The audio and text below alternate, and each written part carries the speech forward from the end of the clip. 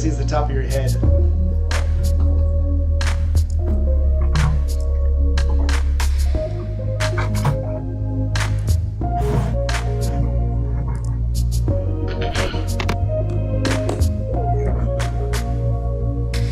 Alright, let's get it.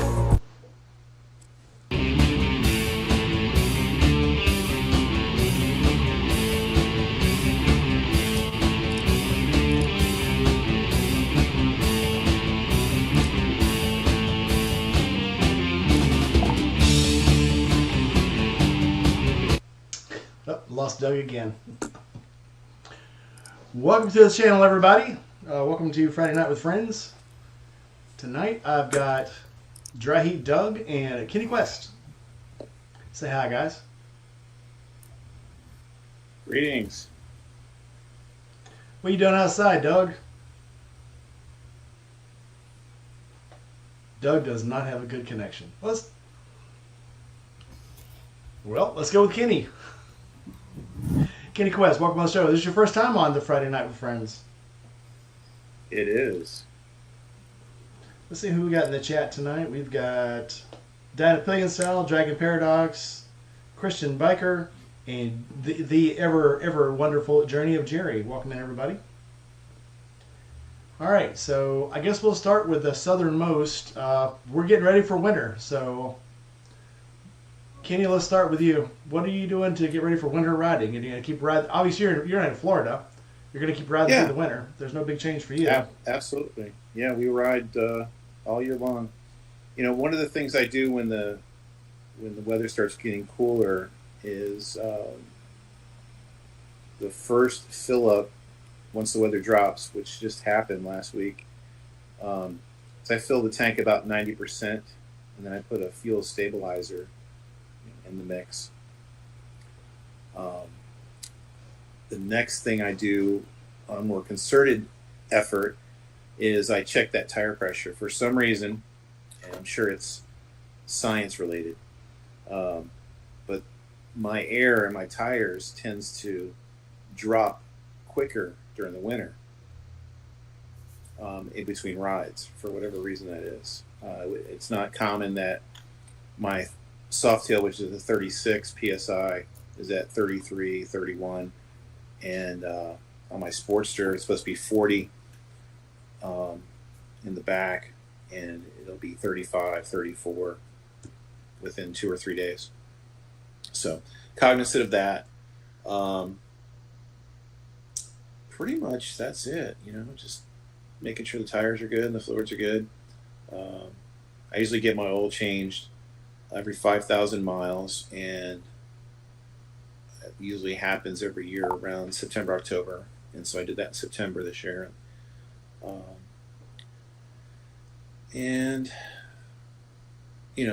Gear-wise, I go through my closet and make sure that everything's in good shape for riding in the cool weather.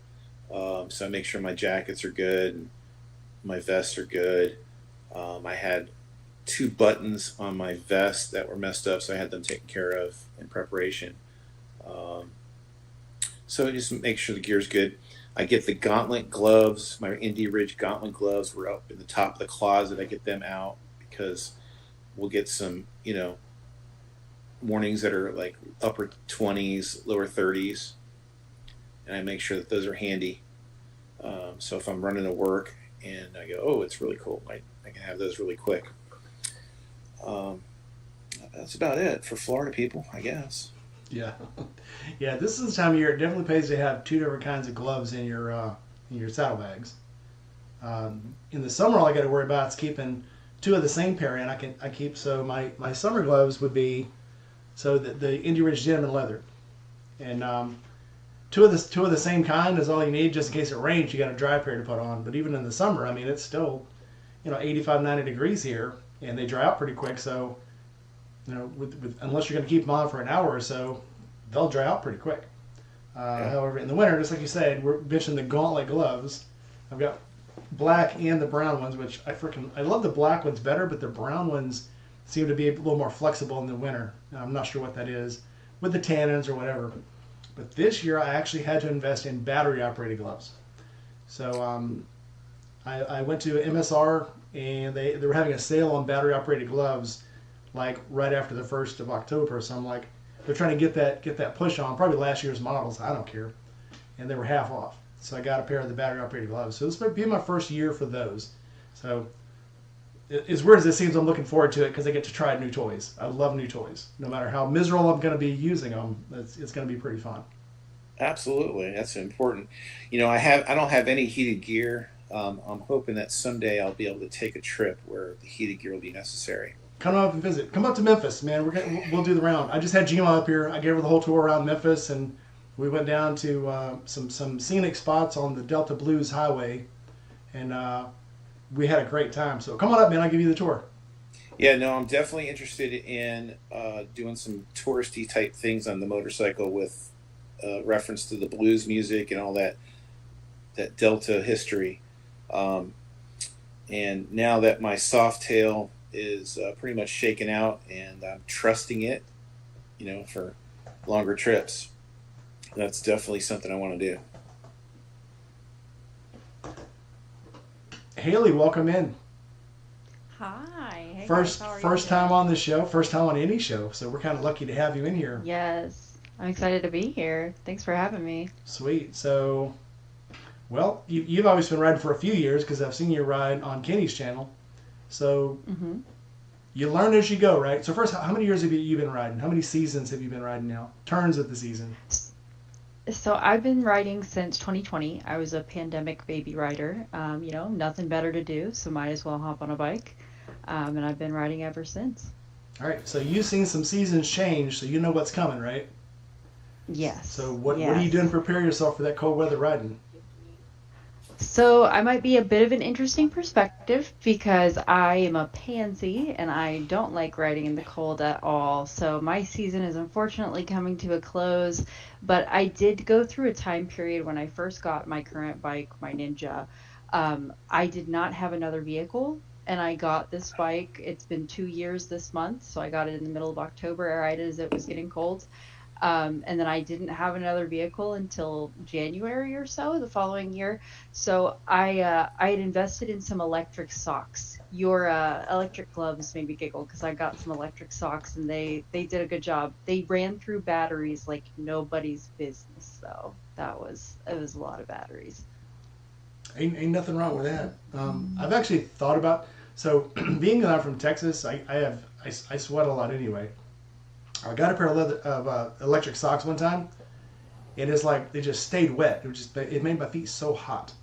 Obviously, men sweat more than women. You probably don't sweat in yours at all, right?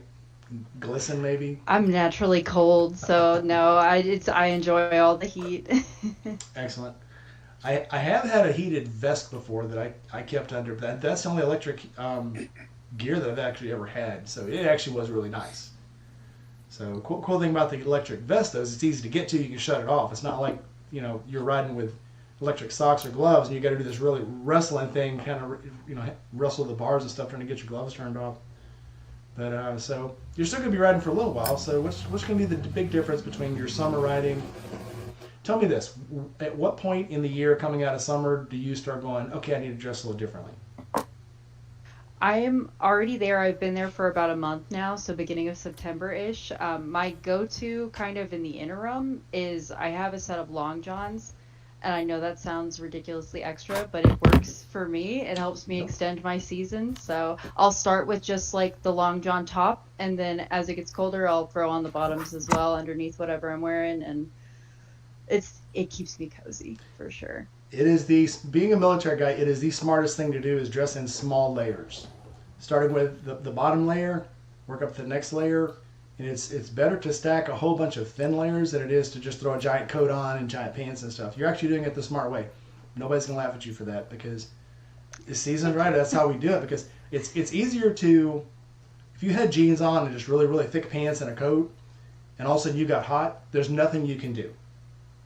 You can go into a bathroom and take off all your underclothes and just wear your overclothes. But if you were to have to take off your jacket and your pants, then you're just going to be cold. So layered is the way to go. You're doing it just right. Awesome. Doug, we have you yet? Are you in? Yes, we do. I hope. Well, I can barely hear you. You're chilling outside I today, hope. man. I had to try Where's to your get this kitchen thing set up, studio? and it wasn't. We're trick or treat. Hang on, let me see if I can Oh, turn my microphone up. Go You find it must be on set. the West Coast or something. Looks like it's still You said daytime you there. he is somewhere in the Arizona. dusty, yeah, Ah, the yeah. dusty zone of Arizona. Yeah, it just started getting cold here probably a month ago. We were having 85, 90-degree days right up until like the end of September, and then all of a sudden a cold front blew in. It got down to like 50 one night, and it was only for like maybe like 2 or 3 nights it was 50. Then it kind of went back up to like 70, 80, and then this week all of a sudden it crashed. Me and Gma went down to Birmingham, and it was like 80 degrees all the way down. It was pretty nice. And then coming back, all of a sudden it got a little chilly because we left the hotel at like 9 o'clock in the morning. We're like, all right, we're gonna just have these the jumper on under our jackets until we get to maybe to Tupelo. And we didn't. It was cold the whole way. I kept all my under gear on the whole time. And then I went to work Tuesday. It was 55 degrees. 50 the next day. This morning it was 40. So it's on us, and there's nothing to it. I mean, it's not even one of those things that I'm coming home in the afternoon and I can just take my jacket off, put it on the back of the bike. It's jacket on the whole way. So, and it's actually kind of coming early this year.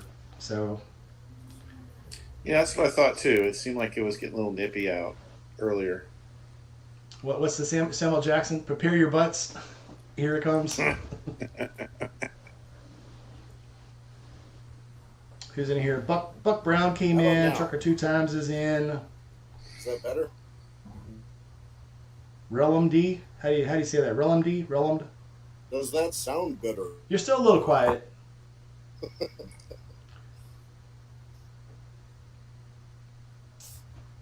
You're gonna have to tell your wife to hang on to the trick or treaters. You got business. I've got traffic Yeah, you got a real bad connection outside. cars that drive by. Yeah, you know. Hey, let us take this thing off. And we'll go back to the computer. How's that sound? Still a little quiet. Let me see if I can give you a little Oh, I volume. lost you. There we go. How's that sound? A little better. You're still a little quiet. Testing 1, 2, We'll work 3. with it. We'll work with it. Alrighty. We'll do our best. We're doing trick or treaters tonight, so we've got to have a fire in the driveway and all that. So sorry about the inconvenience. We will do as well as we can. How was your ride with Gma? My ride with the Gma was fantastic. So I took her. She got here on a Wednesday. We took off. No, she got here on Tuesday. We took off Wednesday. Went down to Crossroads. Crossroads, if you guys don't know, is where Robert Jackson sold his soul to the devil, allegedly, to in order to play better music.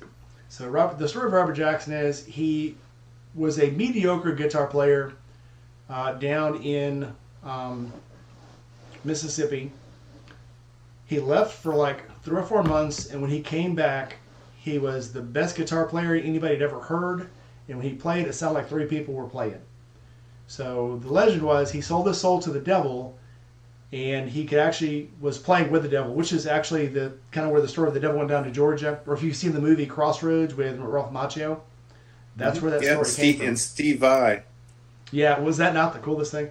But I love that movie, and that's why I want to go to that spot because I want to relive that. it's very cool. It's when you're at the Crossroads, this place called Abe's Barbecue has been there for about 60 years, and you can look right at the Crossroads. And right across from it, there's the Delta Blues Museum. You can go there, and there's, of course, all the history and all the legend and folklore is there. It's a cool place to hang out. But yeah, it was a lot of fun. There you are. How does that microphone sound? The audio and the visual is much better. Alrighty, cool. I switched it up. Sorry about Cool. that. Yep. But yeah, then me and G-Ma went from Crossroads. The next day we went down to Birmingham and went to the Barber Motorcycle Museum. Hung out for a full day. They had races going on. So we got to watch the races and tour the museum. That was during the Vintage Fest. That was a couple weeks ago. No, we went the weekend after Vintage Fest. Okay. So last weekend was the WERA races. So they raced the 600cc and below bikes. And it sounds, it doesn't sound like much saying a 600cc bike, 650, 700. But these things sound like freaking tornadoes on the track. You've got, 30 of those things on the track, and they're all like full wide open, hitting the rev limiter the whole way. No, I test rode a SV650 from Suzuki, and I got that thing over 100 miles per hour quicker than my Sportster. Dude, they tear. They're going. I mean, they're leading in the corners all the way around, and it's a tight track. It's a very tight track, lots of curves, very technical. And to race those tracks and just to watch these guys is like is mind bending. Plus, the track itself is very, very cool. You can actually cross from the museum over a walkway and watch the race. The walkway goes down into the middle of the track, and then there's little trails you can go out into this like little jungle type environment and watch the race from anywhere inside the ovals, and then you can cross back over and you're looking over the pits and the start line and the straightaways. So it's a real cool place to go, especially when they have a race going on. Yeah, that's definitely on the bucket list for sure, and it's going to happen really soon. It's a very, very fun place to go. Even when they're not having races, it's just there's so much history there, and there's things you'll never see anywhere else. There's all these experimental bikes. The funniest thing is they had a Ducati section. They had a Ducati lawnmower, a Ducati mini boat. They had a Ducati jet ski. It's just the weirdest stuff. And it's all like, when these companies were branching out. The funniest thing, I know, so Buck Brown's in here. Indian Motorcycles used to just be an engineering company on top of being a motorcycle company, and they sold leaf springs for Model Ts and for cars. So they had these special springs and leaves because cars didn't have leaf springs back then. This was an engineered thing that nobody ever heard of before. These leaf springs and shocks for cars and stuff. And Indian Motorcycle is the one that sold those to these other automotive companies. Good times. Hale, are we boring you? Hi. No, you're fine. I'm trying to figure out the settings over here. I apologize. Nope, you're fine. It's okay. You're not alone. All these people, so Sick Bastard and Jerry and Doc, thanks for the donations. Thanks, guys. Man, sitting out in front of the house is hard. Everybody waves when they go by here. Look, hi. Put them on camera. That'll shut them up. I was gonna say it's a workout, man. The only time I'm in the garage is when I'm getting on the bike and taking off, or the door's closed so I don't get interrupted. We used to set up the big Halloween thing outside, project it all up on the garage door and stuff, and now it's like we're tired. I'm old. I'm tired. Get off my lawn. I don't need it. I've only lived in this neighborhood for about a year now. Just everybody's like, "Hey, Doug," as they go by, and I'm like, "All right, cool. I forgot your name," but I'm just to be like, "Oh, he doesn't know." Let me get the link to Gmail real quick here. Sorry, we've got wheelies going on.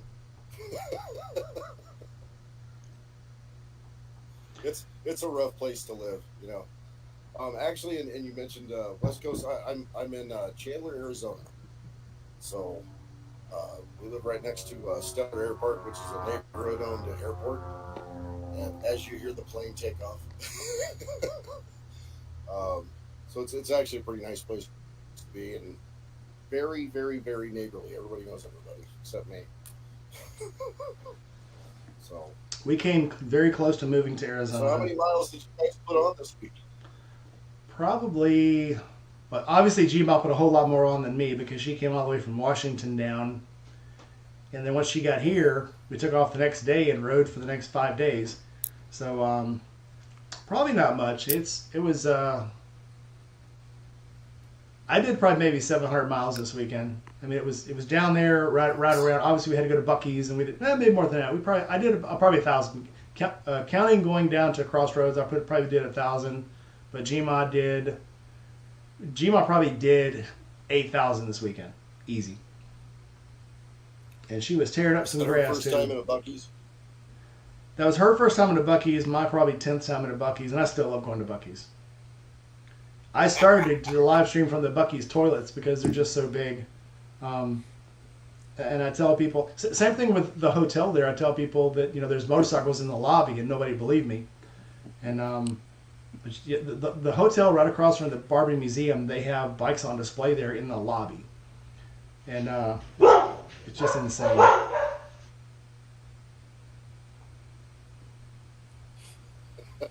The doorbell's going off. That's my security alarm. Yeah. Hey, you guys know what kind of bread zombies like? What's that? Whole brain bread. Har. You ever wonder? You ever wonder why witches can't have babies? Because their husbands have hollow weenies. Ow. Okay, where is she? Where's Lila at? Because this is her. It's her sense of humor right here. This is her sense of humor. Yeah, I heard somebody. One of the girls I work with sends out the Wednesday dad joke of the day, and it's always worth a hoot. Yeah, follow me for more dad jokes. Here's a good one for you. Why don't seagulls fly over the bay? Don't know. Because then they'd be bagels. Oh. Hey, everybody. Look who it is. Let's go. What up, Joe? Sorry, I'm a little late. It's fine. We're telling dad jokes. You know any? Dad jokes? I've got kids. I got grandkids. Then you know some. Like, That was the joke. Share with the class. hey, Joe, who did the ghost take on a date? I have no idea. His ghoul friend. Okay, all right, I can get on board with that. Sorry, I've had one of those days where I've walked around with brain fog and I felt stupid all day, and pretty much everything I've touched has turned to crap. So there. I feel you. I have that problem And with 30 minutes before we left today, the guys were changing vanes in a vacuum pump and shattered the rotor. So, Oh, yay. yeah, call the company. They don't sell just the rotor. It's $4,500 for a new pump. That sounds expensive. It's not my money. I'm like, okay, Well, whatever you say. Anyhow. well, I guess third time was the charm because I finally got a license plate on the Tour Glide. Long story. we don't have nothing better to do. Tell us the story. Okay, well, Say, this is where the suspense builds, Doug. This is the cliffhanger, okay? But no.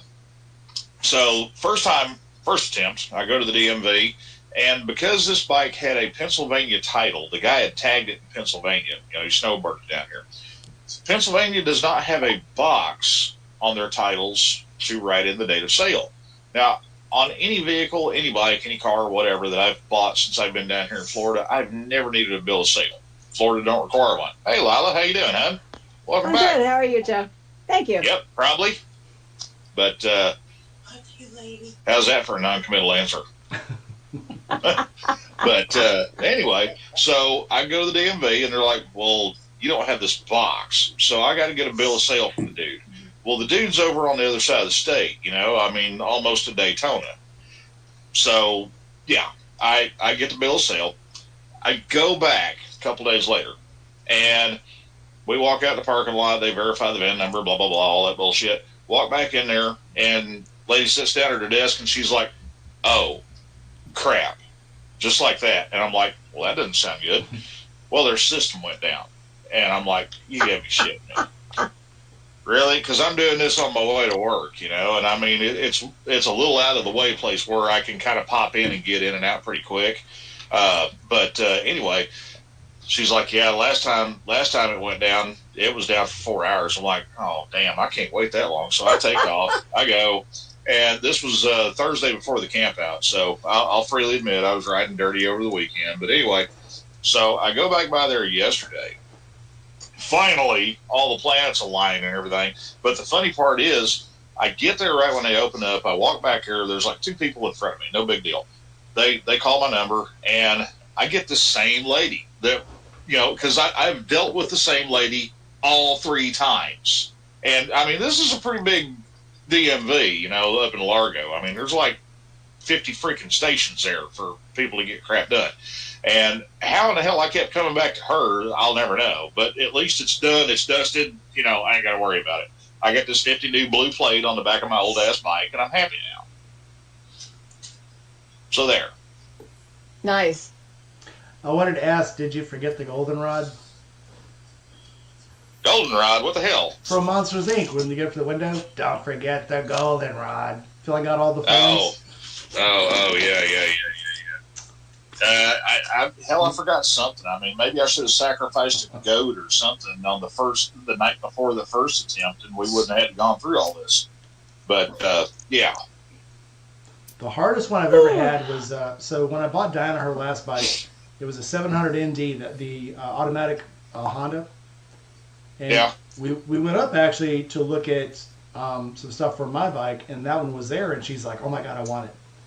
So it was really cheap. It was like $4,000 for it. Was I believe it was a, this is 21, so it was like a 19. Yeah. And I'm like, no, it was 4 years old. It was exactly 4 years old. That's right. And so when we were looking at it, I was like, man, that's really cheap. It's like, yeah, some lady found it in her garage.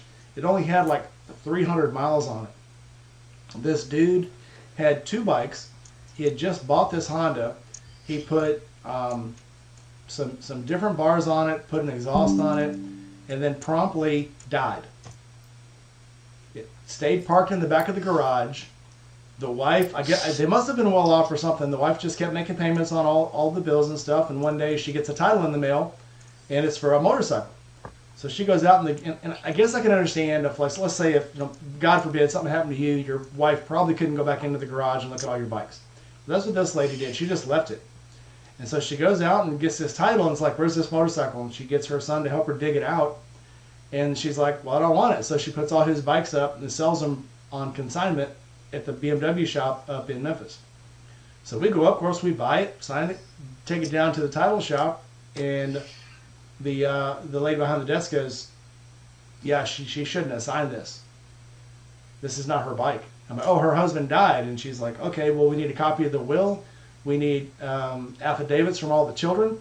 We need clear lien sign off. And I'm like, what? So I go back to the motorcycle shop. I'm like, hey. Makes more sense to just lie. You guys got to fix this. Well, it was obviously in her, she signed the title, and she should have probably just signed his name. Welcome to my world. Well, Mississippi is they're not as bad as Missouri, but, they're pretty good when it comes to, here's whose bike it was. First thing that pops up is he died 4 years ago. And they're like, well, he obviously couldn't have signed this. So even with the power of attorney, she couldn't sign it because he's dead now, which would have been easier if he hadn't have died and she signed it with a power of attorney, because then I guess that circumstances would be different. So as weird as it seems, I had to get affidavits from the children saying that they didn't want it. And then I had to get a copy of the will saying that he didn't leave it to anybody. And then I still had to wait 30 days. So I'm like, in Mississippi, you have 7 days to title a bike. So I'm like, holy crap, these fees are going to eat me up. I go down there, the fees are $2.50 for a late title. Well, I'm like, I can pay that. No problem. Well, it's like when my dad passed, whenever I inherited his truck, and I brought it back to Tennessee and I titled it in Tennessee, state of Tennessee needed a copy of the death certificate and all that stuff. And, I figured on that, but, what I didn't figure on is they needed a statement from my mom, because the title was in both of their names. And, even though my mom had signed the title over, they had to fax a form to my mom, and my mom is not a tech person whatsoever. I mean, U.S. mail is about as good as it gets with mom. But, yeah, wife is over here saying 0 tech capability. And, she's cool with that. But, trying to explain to my mom how a fax worked and how to go somewhere to get one and then send it back, that was a chore. My father-in-law calls the kids back, and this was probably 20 years ago, and goes, "Have you guys ever heard of a cellular phone?" And they're like, "Yeah." He goes, "I just got one. These things are awesome." And the kids are like, "Okay." And what was funny is when they would talk on it and they were done, they would turn it off because they didn't want to waste the battery. No kidding. Yeah, but you can play Snake on it and everything. Probably. Shoot, back then we had, you remember cricket phones? We had cricket phones back then. Oh, yeah. Because like there's nobody that lives further than 50 miles away from me that I need to be talking to. So Yeah. the only thing further than 50 miles away from me is my exes, and they don't need to be calling me. So crickets are fine. Easy enough. Anyway, Lila, welcome in. Perfect example for you. So how was your ride? You meet any interesting people while you were on your trip? Oh, I met a lot of interesting people. Most of them consisted of coming up to me in the parking lot and going, "Oh my God, I love that motorcycle." And it went anywhere from, does that have the same kind of brakes a car has? To, why does the engine sound like that? So then I'd explain, the concept of a different cam and breathing and, torque versus power. And yes, it has 2 pistons on each side to push the little pads out. And I can stop really good, but no, don't stop stupid in front of me. And had a guy that chased me down at a gas stop because he liked the way my motorcycle sounded on the road so much he wanted to go check out the guy that was riding it. I gave him a sticker and left. Was he disappointed it was just some chick? Well, his wife was thrilled, so yeah. Hell yeah. And then I ran into a couple of women that were sisters, and they were traveling back and forth across the Northeast states. So we talked about that because that's my next target. But yeah, my favorite part about traveling like that is the people that I meet and talk to, because I think that if you travel by yourself, you generally are a little bit more amenable to those random conversations. Whereas if you have a buddy that you're traveling with, you're talking to that person and interacting with them. I'm like, I'll talk to anybody. Y'all should know that by now. But I had a great time. It was a good ride. Haley, do you ever Hi, Kenny. How are you? Haley, do you ever just impress people all to hell when you're riding and they find out that there's a chick on a motorcycle? Well, and an old one at that. Not you, Haley. In my case. Hi, Haley. Hi. Hi, Haley. We've never met. Oh, yes. I haven't met her either. Nice to meet everybody. Yeah, I don't go to very many events. Sorry, guys. I live kind of out in the middle of nowhere and don't really travel much. I know where that's at. Make that a little bit cool. Oh, you do? Okay. Nice. Middle of nowhere. Bumfucky. And I was born in a town in Arkansas with 43 people. Hell yeah, I know where the middle of nowhere is. Yes. Awesome. Awesome. So when you go get gas and you get off the bike and all of a sudden you pull your helmet off and all this lush hair falls out of the helmet, do people go, "Oh my God, it's a chick"? Oh, yeah. All this lush hair just comes flying out of the helmet.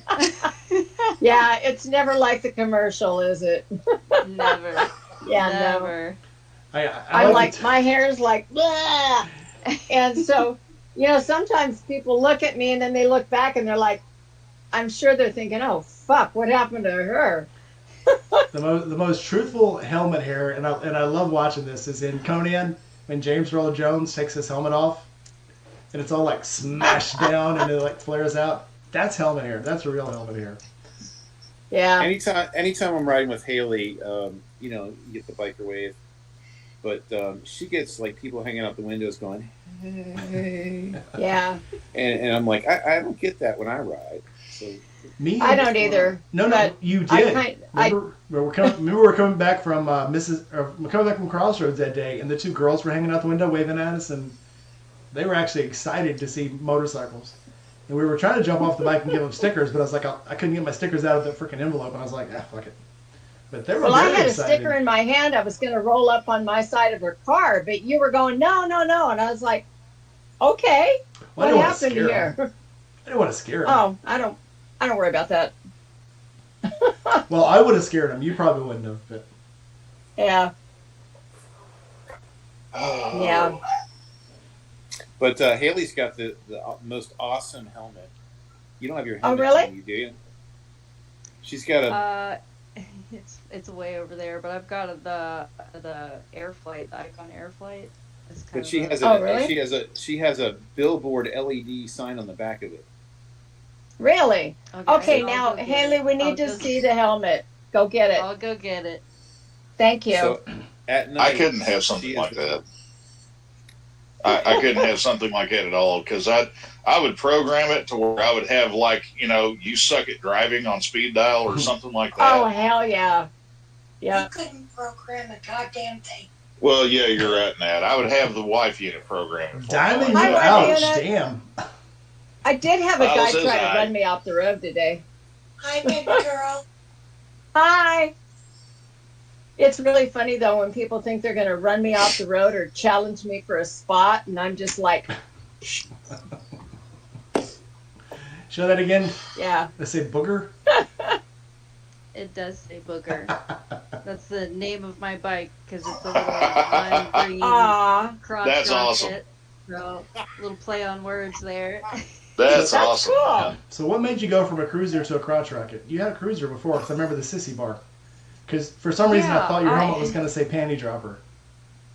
No, I wish I had enough room. I would have put that if I had enough letters. No, I started on a crotch rocket. I started on my same, well, not my same Ninja 250, but another Ninja 250. And I just didn't know how to take care of my motorcycle at that point. I didn't know anything about chain maintenance. So, you kind of got to lube your chain or it's going to break everything. And so I happened to be rolling up to my first bike week with Kenny over there, and we were pulling into the Seminole Harley dealership, and my chain fell off into the in the middle parking of the lot. Yeah, not good. Not a good moment. Was that on a video? Because I vaguely remember either the story. Yes, okay. Mm-hmm. Yeah. I thought so. Mm-hmm. Yeah. Talk about a it was chicks exciting. on bikes moment, huh? Exactly. It was my first bike week too. I'm like, please don't look at me, guys. Don't Oh. look at me. We've all done that kind of shit at some point. Yeah. Yep. Yeah, this was in it was kind of- 2021. So Oh, so I had, just recently. Yeah. yeah, I had been riding about 45 days at that point, and we pulled into Seminole Harley because I had to pick up a part that had just come in after back order forever. And Seminole, I think I've been there. yeah, right off of I-4. Oh, And okay. And so we're rolling in, and she's like, "I think something's wrong." Something's off. And her sprocket's like laying in the parking lot, chains on the ground. Oh man. I don't think my clutch is engaging. Something's not right here. Yeah. And it just popped as she was like rolling into the parking spot, so it was perfect timing. And Yeah. Very lucky timing. and we're so We had nice. a dude. We had a dude roll up to the ride factory on a Busa. Probably 4 years ago, something like that. It was right before we moved into our new location where we're at right now. And this guy's like, "Yeah, man, it's my first bike. I just bought this thing off my buddy like 2 weeks ago, and I think my clutch is slipping because whenever I give it gas, if I just ease into it, it's okay. But if I, go like I'm trying to get on the highway, it don't go. The motor revs up, but it don't do anything." So we walk out there in the parking lot, and I look, and bike's kind of squidded out, but not horrible.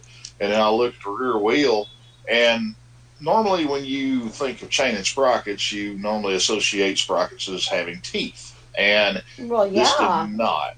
It was past the nubbin stage. We've It just seen had that. little lumps. So you just And- had the brake disc.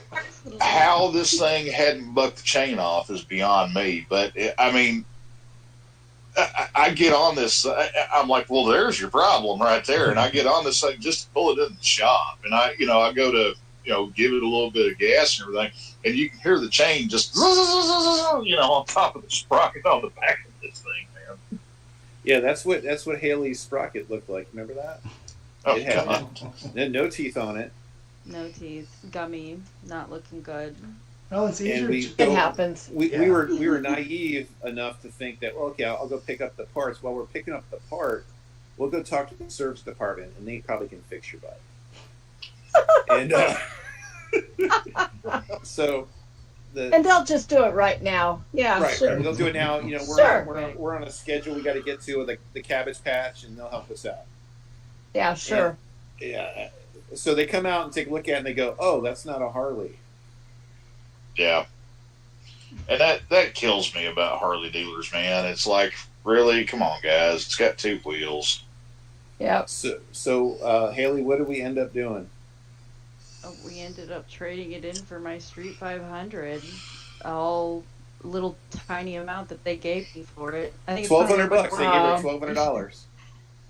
I What? don't think they gave me $1,200, Kenny. I think you're misremembering what they gave me. I remember what it said on that piece of paper. It was not $1,200. So I remember $1,200. it was not Even with the Yeah, incentives, it was $1,200. Maybe they showed you $1,200 and they showed me what it really was. But Oh, okay. No, Because we were negotiating with the general manager, and they gave you like a $500 trade-in or something. And yeah, I said, it was that's pretty not going to bad. do it. They gave me nah. I think they ended on 8, if I'm not mistaken. Which it was something, but it's not. It wasn't great. And tell them what the condition of the bike was. What you did, you modified the bike a week before Bike Week, I think. Do you remember that? Don't embarrass me like this. Don't embarrass me like this. Okay, I thought I was cool, and I spray painted all of my fairings this like matte gray. It looked absolutely terrible, but I was so proud of it. Battleship You Gray. should be proud of it. Anything you What are you do to the talking about? bike That's custom yourself, primer, man. yeah, anything you do to the bike yourself adds a special touch to it. So be proud of We it. have Little all di- done one of those paint jobs at some point. Every paint She job I was do ahead. is that. She was ahead of her time because There you go. 3.5 years later, Harley decides that's the new base color for all bikes. See? Ahead of your time. A legend. Look what you did. See, they took your bike in and said, you know what we should do? We should do this. We're gonna take it. We're gonna fix We'll it shoot up. We won't primer fix and it we'll for her, clear coat but it we're gonna and sell it. Yeah. Oh, well, funny little footnote. I totally stereotyped myself whenever we were leaving out of the camp out Sunday. No. Oh, yeah. Yeah. What did And- you do? I didn't even think about this before I said it. It just popped out there. You know where the Wawa is, right down Yeah. from where you turn at Stearns Road. Well, Yeah. wife unit's following me back because she was a trooper, man. She hung out there, and I wasn't planning on camping out there because she's still recovering from her surgery and everything. Right. But she wanted to hang out, and she was feeling good about it. So Brother Buck, he so graciously evicted Sterling and sick bastard out of the back of his camper, and we bunked down with him and his mom and everything. And so we stayed out there Friday night and Saturday night.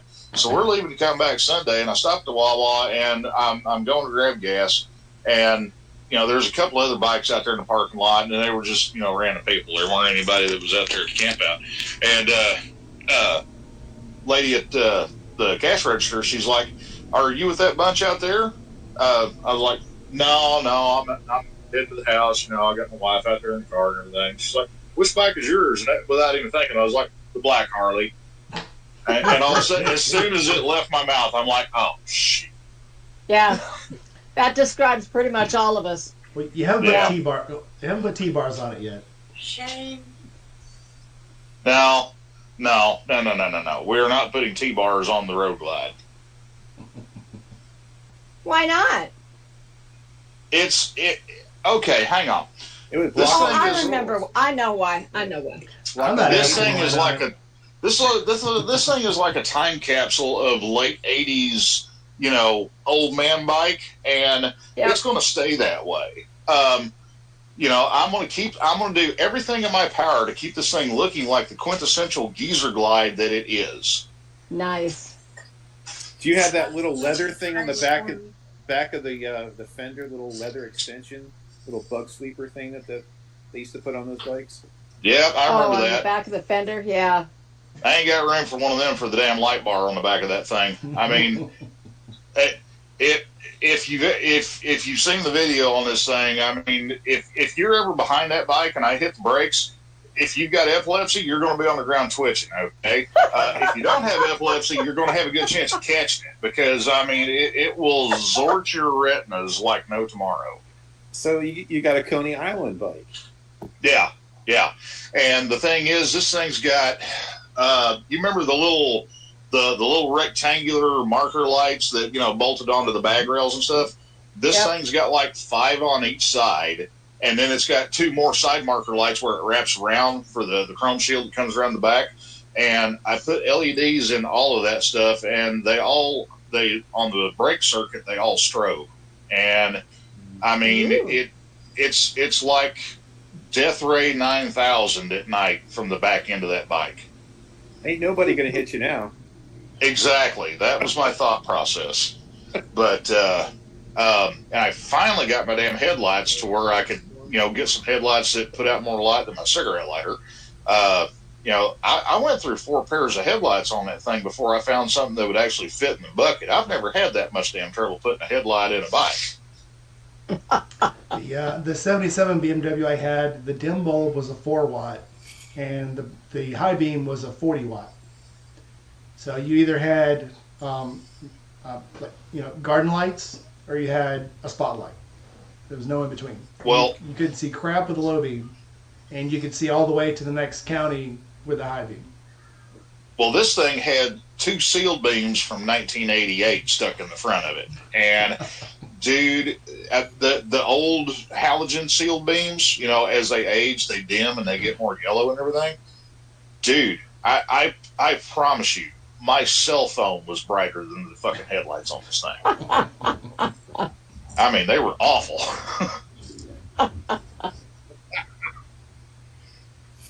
But no, it's all good. I can't complain about it. I've been having a hell of a lot of fun with the whole thing. Dude, I think that thing's gorgeous. Dude, I mean, when I got there about 5 minutes before this dude showed up, and I'm walking around and I'm thinking, there's something that he ain't telling me. There's no way, because this thing's in too damn good of a shape. But, I guess he just got tired of having it sitting in his driveway, and he wanted to let it go stupid cheap, so I obliged him. So, Well cheapest bike done. I've ever seen, a guy that I worked with when I still lived in Arkansas in Jonesboro, came to work one day and he goes, you know anything about a Yamaha Radiant? And I said, yeah, they're fun bikes, man. They're 4-cylinder little race bikes they used to run on circuit. I said, it's a cool bike. He goes, do you think, I found an 84, do you think it's worth $650? I was like, yeah, I think so. He goes, well, do you want to go after work and look at it with me? I think I might want it. I said, yeah, sure. So we go to this lady's house, and the tires are flat. We bring gas. We put gas in it. We get it cranked, but you can tell that one of the diaphragms is blown, but it'll run. And he goes, see, do you think it's worth the $650? And I said, yeah, I think so. He goes, you think I could talk her down? I said, I don't know, ask her. So he turns around and he goes, so how much do you want for this thing again? And she's like, $65. I ain't going any lower. And he looks at me, and she's like, I told my son next time I had to register it, I'm going to get my money back and get rid of it. He says, she goes, I want my $65 back for re-registering it. He turns around to me and he goes, do you think it's worth it? I said, if you don't buy it, I'm going to put it in the trunk of my car right now. I'll put it in the back seat. Yep. It's going with me right now. And so he pays it, and he's like, well, I don't know anything about carburetors, and I don't know anything about this. I said, look on eBay, get some carburetors. Well, he found a set of $50 carburetors that were tuned, put them in the bike, thing fired right up, he put new rubber on it and took off for it, and he waited for 3 more years. I left 3 years, he's probably still riding it, who knows. But it was insane, especially around Jonesboro and Kent and all that area, how cheap bikes were going, because it's funny how, I hate to say middle-age syndrome, but these guys will buy these bikes, ride them for a couple of years, sometimes shorter, throw them in the garage, they die, the widow's like, I have no idea how much it's worth, and she's like, I don't know, $500 for a bike that should cost between $8,000 and $10,000, because they just want to get rid of it. They could care less. It was their husband's. They don't want to make money off of it. They just want to get rid of the memory. And they Yep. were going for dirt cheap for the longest time. I mean, barn finds are a real thing around here. They go cheap. Yeah.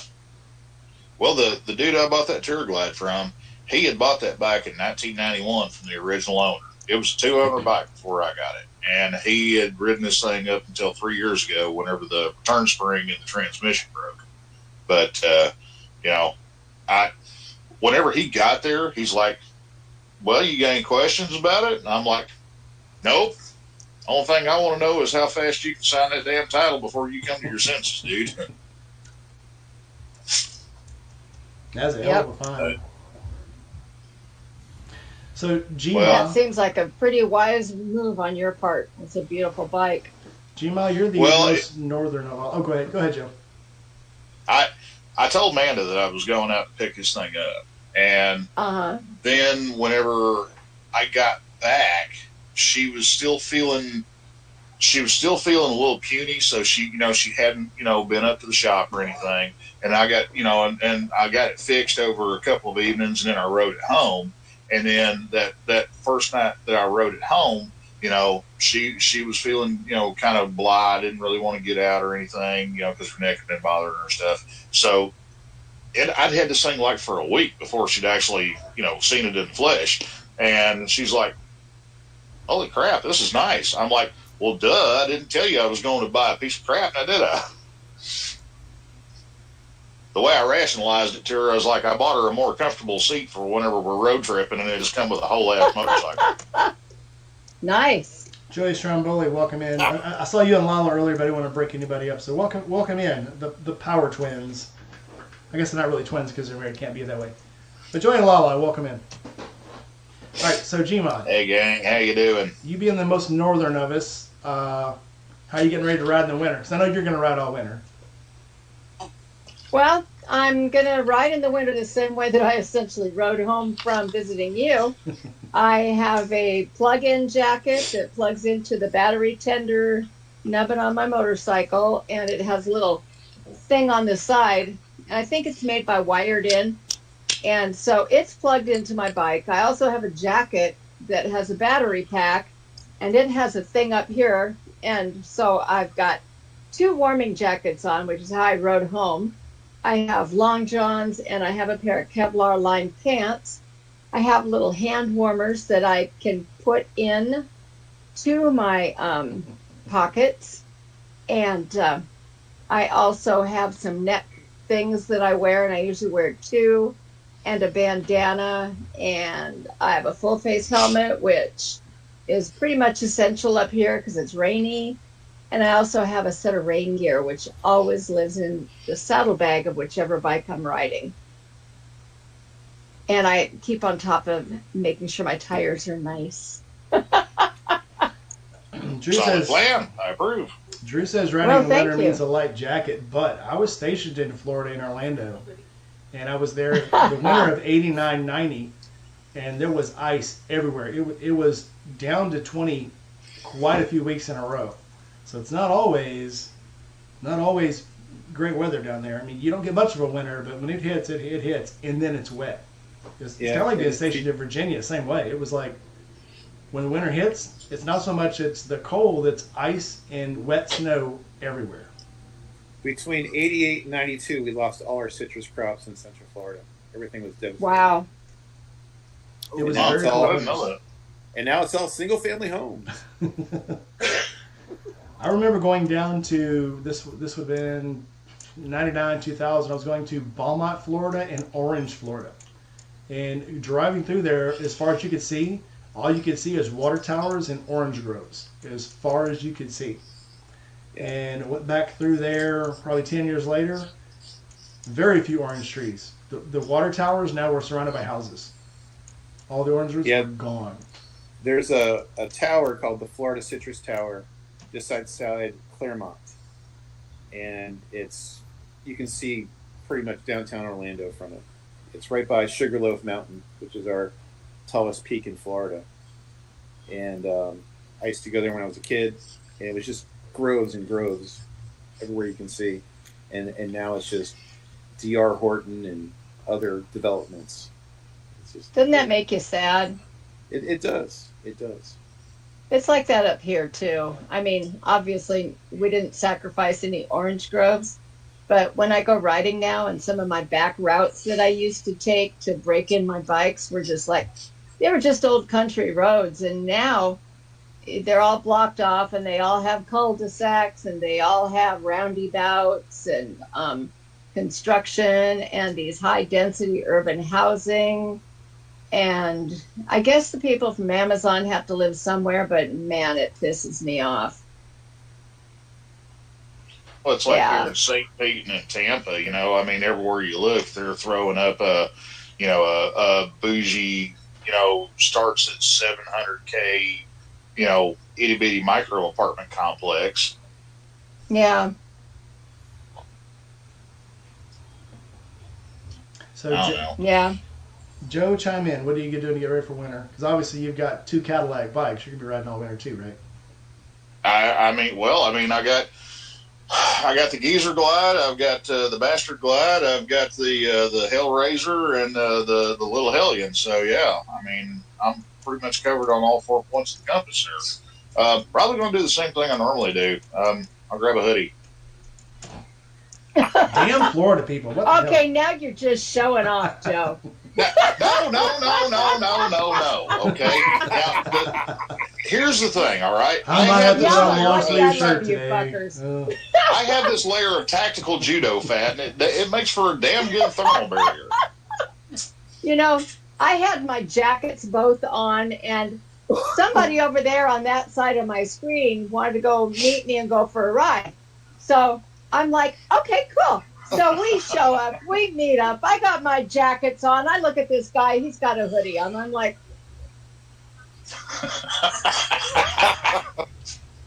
Well, fuck this shit. Yeah. Welcome to Arizona. Yeah. y'all all know the wife unit's extremely cold natured. She's already got the spot heater cranked up out here in the garage. So Yep. On high. on high. Yeah. Well, it started raining Yeah, the night. How do I plan on riding in the winter? On top of the bike. Do what, Doug? I couldn't understand you, man. How do I plan on riding in the winter? On top of the bike. No change. Yep. I did have to close the vents on the front of the fairing Sorry. Tuesday, so that was a change. It is not that bad here. Usually there's only probably 2 weeks out of the entire winter that I can't ride every day, and that 2 weeks is usually broken up. I get 1 week that I can't ride, and the other 5 or 6 days are like kind of broken up. Even this, so it started raining the night she left. It started raining, and it rained every day except for yesterday and today. So and I've still able Proven to yet get out again, there. I have an inner radar about rain. Yeah. But Well, it's last winter- still rideable though. Last winter, there was a couple of days where we were tapping the 30s, but we also had rain in the forecast pretty hard. So, you know, Angel is, you could pretty much build 2 of Angel out of me. He's on the scrawny side. He ain't got a lot of body mass to him. So, you know, I took pity on him and I stole the car and I went and I picked him up, you know, that way he wouldn't come to work as a popsicle. Well, Yeah, one of the big things that I do is obviously I don't run my windshield on my soft tail, but 2 months out of the year. So I throw the windshield on for end of November through January and take it back off in February, right before Blake Week. But that that helps on the interstate. Obviously, keeps the chill off you. Be yeah. right back. Something I have discovered as a base layer, if you go to Goodwill or Salvation Army and buy one of those cheap, ugly ass wool sweaters, they're usually like $3 or $4 a piece. Those are awesome underlayers for a jacket, and they're very warm. For some reason, nobody wants them. Probably because they're the color of eating a bowl of Jello and then throwing up. But they're very warm. And they're itchy as hell. Well, wear them over a shirt. Wear them over a shirt. Wait, what are we talking about? Wool sweaters. The old wool Oh. sweaters from that are up at Salvation Army or Goodwill that are very cheap. Oh. Nobody's going to see your base layers. Right, Haley? Well, Nobody cares what kind of base layer you have on because they're not going to see it anyway. So wear For the this ugliest, trip, homeliest shit possible. I did a trial on this trip of some different undergear, and it's made out of merino wool. And so it worked really well for keeping me warm. And as a matter of fact, even when it's really hot out, it still keeps you cool. I don't understand exactly how that works. But yeah, although somebody, I think it was Amanda Zitto, recommended it. And so I thought, well, maybe it'll work. It was pretty itchy to get used to, but it worked. So yeah, I was excited. Trucker 2 times, I just bought a pair. The MSRs right now, if you go to MSR, they're gauntlets, they're heated, and they're waterproof. So they're actually for snow. And they're heated. They come in cool colors. Check it out. See, they got cool little colors on them. 3 colors. Wow, it's an infinity stone. 3 temperatures. What I wish somebody would do would make electric gloves with a thinner palm so that your electric heated gloves would heat the back of your hands and the palm would be thinner so that your palms would get warm from your heated grips.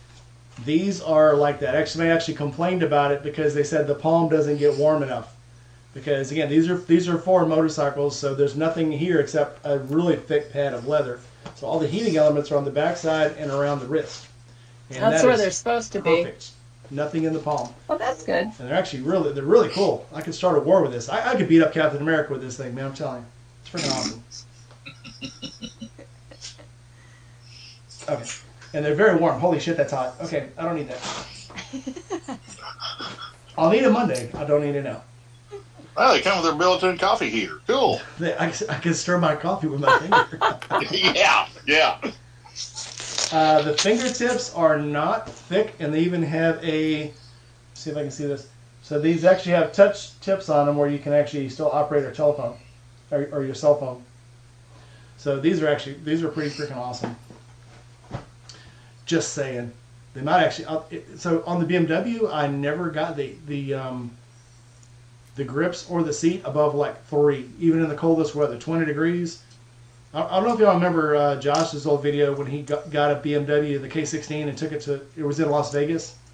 And he immediately jumped on it and turned the heat up because it was like 45 degrees in Las Vegas. And he said it was burning his asshole out. True story. That BMW is a freaking furnace. And you cannot turn it up. Like I said, I've never got it above 3. One time when it was 20 degrees, I put the heated grips on 4. One time. One day.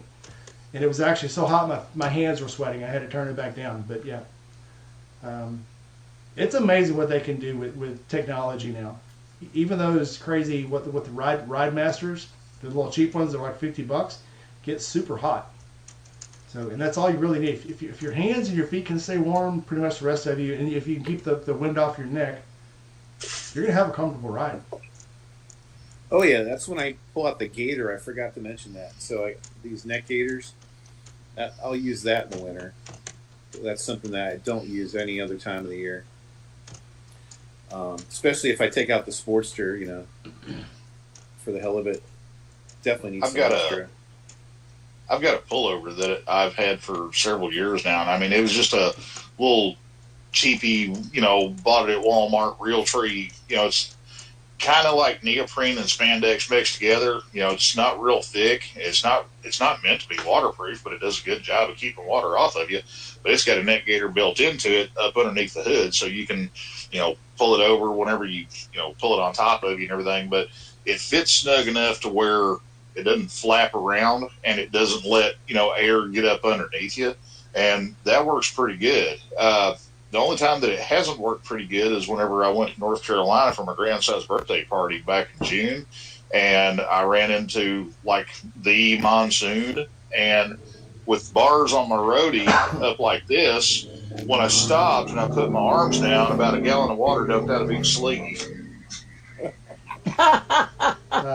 Trucker 2 times. I got these from a company called Rocky Mountain ATV, and they were 50% off. They were $100.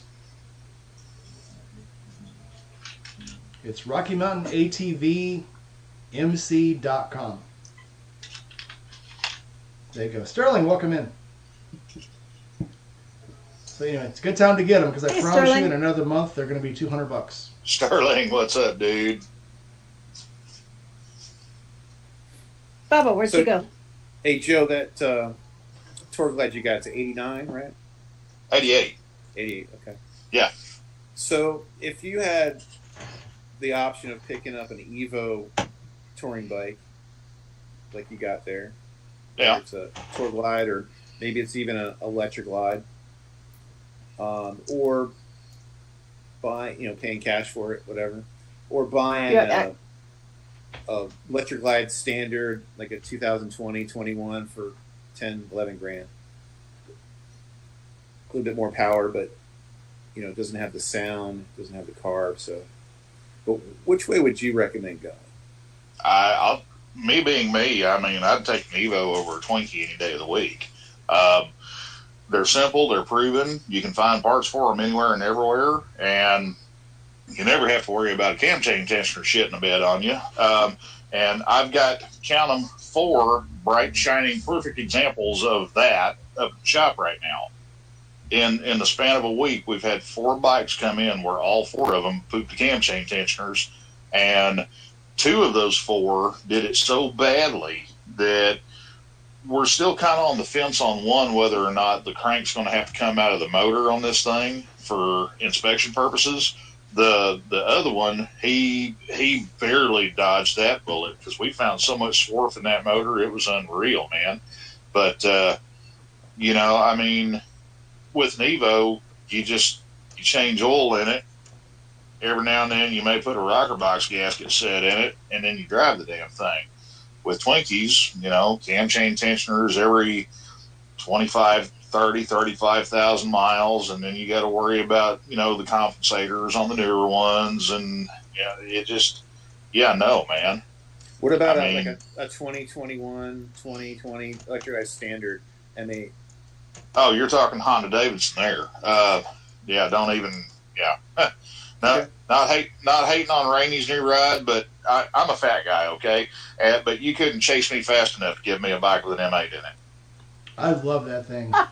Dude, that thing I'm is glad so you do, awesome. Bubba. I'm glad it's working out for you. But you got to understand. My opinion is going to be pretty heavily skewed just because of what I see and how much of it I see. Well, that's why I'm asking. So on the I highway, love my M8. you got electric glide or your tour glide. You got 5 gears, obviously. Are you adjusting the sprocket to get a higher gear on the highway? That is in the works as we speak. I'm adding 2 teeth on the front pulley, and I'm adding 1 tooth on the motor sprocket. And then while I'm there, I've got a few other things that might happen while I'm there. We're going to keep a lid on that for the time being, though. Are you going to add that thing to the bike where you can adjust the speedometer? It's that up down thing. I forget what it's called, but you stick it somewhere in line with the speedometer and adjust this. So your Oh, you're speedometer talking about a speedo healer? Yeah, that thing. No, this is old shit, man. It's got a cable that drives off the front wheel. Okay. Yeah, so I don't have to worry about any of that crap. So anything after 96, you got to worry about that. 96 and later, but before that, you're okay. No, they went to electronic speedos. Actually, you may be right in that. I think it was 96. I was thinking for a minute on touring models they did it in 92 when they did the update on the Evo, but you may be right in that. Yeah, I have a 96. I was always told it was the first year of that digital speedo, and if you look at a 95, it shows the analog thing, and before that, so. But but yeah, man. I mean, the appeal of the appeal of the older stuff to me is stupid is simple and simple works.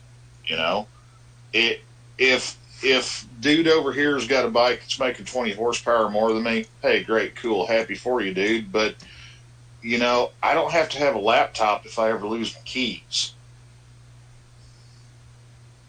I mean, that's the way I rationalize it.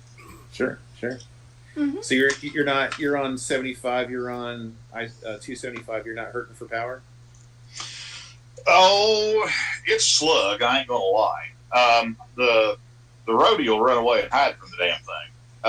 But like I said, there's plans for that. Uh, funny thing is you can actually get a lot of stonk out of the older Evos and not compromise the reliability. And just because it's saddlebags doesn't mean it's got to ride like an old slow ass, touring bike. So yeah. So you're talking about putting the 95 kit in there, or Nope. Okay. Nope. The plan will be released shortly. Right now, I'm in the acquiring parts and doing a little research phase. But like I said, as far as anybody's ever going to see on this thing, it's going to look like a bike from 1988. What they're not going to see, it's not exactly going to adhere to that doctrine. Stay tuned. Right? They're selling what is it, 132 cubic inch on Dennis Kirk? Or is it 138? 134? It's fucking big. What, for the M8s? Yeah. Yeah. Yeah, the most for Evo, I've only seen a 96 kit from S&S. You go on, let me see, let me check my wish list. It's in my wish list on Dennis Kirk. But is Josh's in his FXR that 124, is that an Evo based or is that something else? Yeah, it's Evo clone. I mean, TP made the 124s. I think I'm wanting to say that S&S had like a 126 inch or 128 inch Evo, but it didn't stick around very long at all. But I mean, they've built the 113 and the 117 for years. But that 113 Sidewinder, that was their bread and butter for about 15 years running, man. But and then you got Ultima, and Ultima's kind of in a state of flux right now because Ultima is a company, through Midwest Cycle Supply, they closed up shop. They shut down back in the spring, and V-Twin Enterprises, Ted's V-Twin, they bought all of the trade name from the Ultima products and all that stuff. So all the Ultima products is getting shifted over to Ted's. And it's actually a good thing because a lot of the Ultima stuff, even though people, they poo-poo it because they're like, oh, it's Ultima, it's made in China junk and everything. Their motors are actually very well made. The machining on those things is excellent. And I'm hoping that Ted's brings over their motor shop stuff, that Midwest was selling because, like the 100 and 110 inch Ultima Evo clone motors, they had one that was a 100-inch bagger special, and it was a 100-inch motor, and it had a little bit tamer cam profile in it, but the rest of it was all the same that they use like in their 110 and their 113 motors, and same cases, same reinforcements, blah blah blah, all that. Really nice stuff. I mean, really really nice stuff, man. And the thing is, like on that 100-inch bagger special, they give you a 2-year unlimited mile warranty on that thing. I mean, it was a hell of a buy, because they retailed for like $4,700, but you're talking a complete turnkey crate motor with a carburetor, with an ignition, ready to bolt into the damn bike. Yeah, I saw a 100-inch Ultima on Facebook in one of the forums, in the Softail forum, Softail forum, and they were giving the guy a bunch of shit. Oh, that's an Ultima. It's crap. It's coming from China. He was only asking $800 for it. Really? Wow. Yeah. I'd have bought that. Yeah, exactly. I was thinking, man. Yeah. Somebody Where would have was made a it? shit hot deal on that. I mean, that was 2 hours ago. It's probably still available. Yeah, well. Hang on. But yeah, that's what I'm facing right now with my Softail Evo. It's just I need some more power on the highway. And then well, back up a step here. Are you wanting to bring your RPMs down, or are you just wanting more power for the highway? Yeah, I need more power because the comfortable sweet spot is like 70. It's it's hard mounted engine, so Softails don't have any rubber mounting. So yeah, its sweet spot is like 75 miles per hour. And in order to overtake on the highway, I really need to be 85, 80, 85. Yeah. And sometimes when I'm commuting, I need to be that constantly because that's what traffic is. Right. And I'm right Yep. laning it, so it's tough. I just Yep. dropped that 136 in the chat if you want to look at it. Well, Kenny, I tell you what, brother, reach out to me either over, like on Discord or whatever, wherever, however. We'll pick this up and continue this here at a later date and time where I ain't clogging up the show here. But This is the show. Talk unfortunately, about it.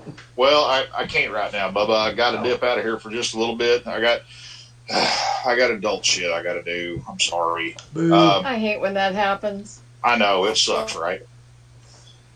Anyway, gang, glad everybody made it back, back to the house from their trips and all that stuff. Wifey and sends her love. We will catch up with you guys soon, okay? Thanks for Sending coming you in, Joe. kisses. Later, Bye. y'all. Love you both. Good. So now tell me again what I'm looking for on Marketplace.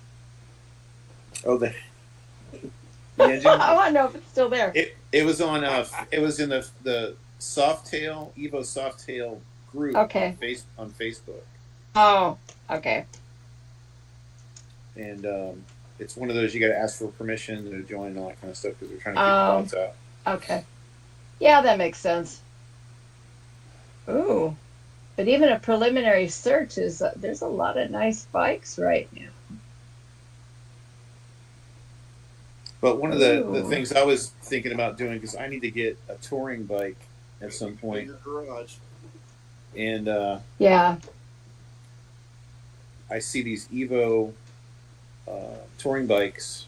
They have the rubber mounted engine, they have all the amenities, older owned, and they passed on. Around the villages up here, there's a lot of retired people, so these bikes come up all the time, and they're $3,500 to $4,500 for 30,000-mile bikes. That seems like a pretty sweet deal. Right. And so I'm like, okay, I love how the Evo sounds. Like I was at Biketoberfest and we're at an event, and it's mainly I got the oldest bike there, right? And we're ducking out early because we're gonna head over to the St. Sinners pub to see Molly Hatchet.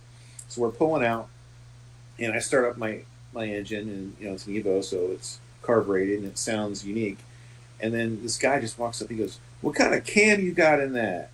And I'm like, "Well, I do have a Woods cam," but he goes, "Oh, okay," but it's an 80-inch Evo, and he goes, "Oh, old school." So it sounds so different than the M8s. It sticks out like a sore thumb, and that's Definitely. I love that sound, and Yeah.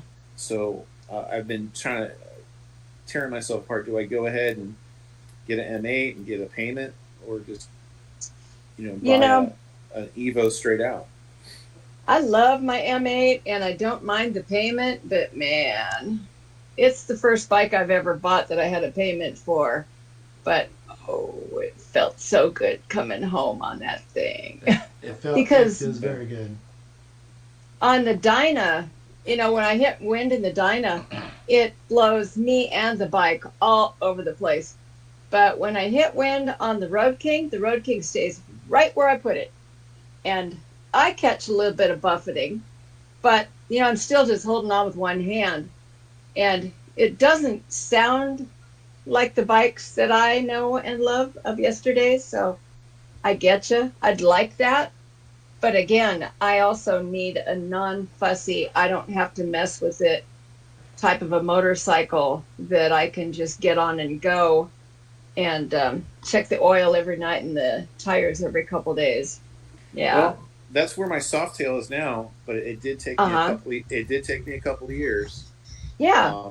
To get it that way as we shook out the bike, Yeah. and the previous owners didn't, maintain it as well as I thought. So, we went through a couple stators, brake calipers falling off, Yeah. but knock on wood, it's been solid for a while now, and I'm taking it on longer trips. So Yeah. Why Joey Stromboli is saying his M8 scares the crap out of him. Joey, tell us more about what year it is. Yeah, unless it was a first year model.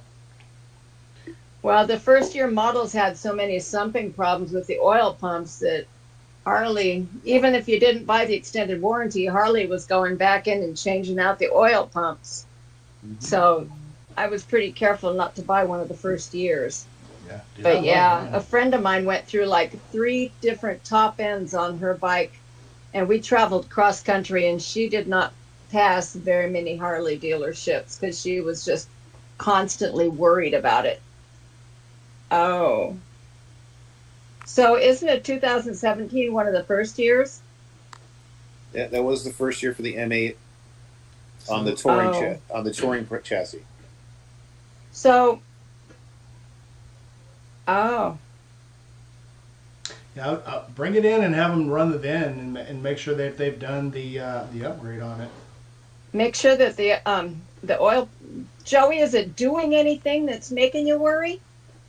I mean, I don't know shit about bikes, but I'm just curious.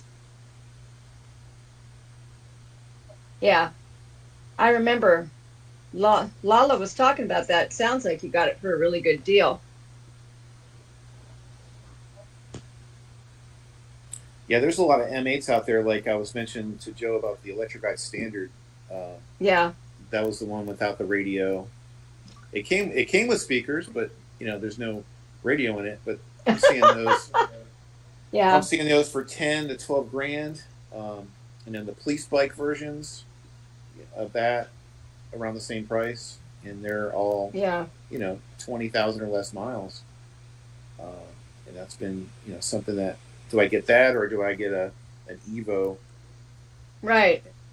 Um, It's a hard call, man. It's a hard call. And Get Joey, what you feel best on. I mean, get on it, ride it. If it feels good, that's your bike. I mean, well, I I test ride a lot of bikes, right? I do yeah, 20 test drives a year at least on the hard line, and every one I ride, I love them. I want to buy each one I ride. yeah. I went love my back Evo. to- Yeah, I've got a 21 Sportster, and I love that thing. So the last 4 bikes I've got, each bike was louder than the last one. And what's funny, the BMW is quiet when you start it, but it revs like a freaking jet engine. And then I got the Sportster, and the Sportster was really loud. And then I got that Kawasaki, and it's got the 6-inch racing exhaust on it, and it was like running a freaking Chinese firecrackers in your garage. But then I got the M8. And that thing was like, I could start all 3 of the other bikes, and they still wouldn't be as loud together as the M8 is. And then when you start it, it does the, and then it starts. And that just sounds so sexy. I love that sound. Yeah, Yeah. you know Pedro, right? You've met Pedro. Yeah. So Pedro, he rides for his long distance bikes. It's always BMW. So Really? he gets a new one every couple of years. He likes those boxer engines, but he'll buy a early to mid '90s BMW, put a little bit of maintenance in it, and run it 20,000-30,000 miles and get another one. And then his Harley that he has is an Electric Glide, like a '92 Electric Glide Classic. He just hit 100,000 miles with that. So Okay. like Joe, he says M8s are crap. He wouldn't buy an M8 to save his life. Right. Well, if Yeah. you know how to adjust carbs and change jets, I would never now, knowing what I know now, take a carbureted bike on a long trip like into the mountains or something. Because to run them efficiently, like especially through the mountains or at altitude or something or stuff, you've got to change the jets and adjust the carbs every like 2,000 feet. Yeah, unless you have the Electron. Oh Yeah. yeah. But that fuel injection is just so much easier. So much easier. And it's self-adjusting, it's self-teaching. And again, I mean, I'm at that age now. I used to love to tinker when I was younger, and I still love to tinker, but now I just want to tinker less. So going on a trip, especially if it's going to be cold, I don't want to have to go out first thing in the morning and tinker with the car for 30 minutes before I leave Yeah. the hotel. No, I get you. At the camp out, I had to start my engine, and it was a little chilly, but not too bad. But you know, everybody else was starting their engine up and taking off. I'm still choking. Got the choke on, Yeah, and my then Sportster's that way too. I take the choke out, and the bike just dies automatically. Okay, I guess it needs the full 10-minute warm up. But I got the 2021 Sportster like you. It's just it's got fuel injection, and start it up, and once that idle drops, within what 20 seconds, you're off. As soon as it drops, it's telling you Yeah. it's ready. Yeah. And I've had a lot of carbureted bikes that I love. That 77 BMW, I fucking loved it. But I had to do special things to run in the winter. I had a space heater. When I get up in the morning while I'm eating breakfast, I turn the space heater on and heat up the crankcase, get the oil hot. If I didn't, you're not starting that bike. But if I did, put it on there for about 15 minutes, go out, bike starts right up. And I can let it warm up for a couple of minutes, and then I'm gone. Haley, how does your bike do in the cold, starting it up? It does okay. I have to put the choke on for maybe 2 minutes, 3 minutes. But honestly, guys, I really don't ride in the cold that much. So as far as like super duper cold temperatures, like maybe less than 60 degrees, like I haven't experimented with it too much. But I have a feeling it probably would hesitate a little bit. Yeah, the engine that you have, that 250, it's like world renowned to be like bulletproof. When the apocalypse hits, you'll have that left over and cockroaches. Well, I remember when I had my first Ninja, I had let it sit for like 3 months, and then you came over, and we just like messed with it for a little bit, gave it a second, and it started right back up, no problem. And I remember when I had my Harley, it like sat for like 2.5 weeks, and then it like wouldn't start, and I had to like jump the battery, or I can't remember, I think I jumped the battery or something, and it finally was fine. And then it got rained on one time, and the ignition switch totally blew. I'm like, oh my gosh, why? Yeah. Yeah, my Softail doesn't like rain, so 2 monsoons I've driven through, and both times the electrics blew. So That Yeah. sucks. yeah. That would not work up here in the PNW, man.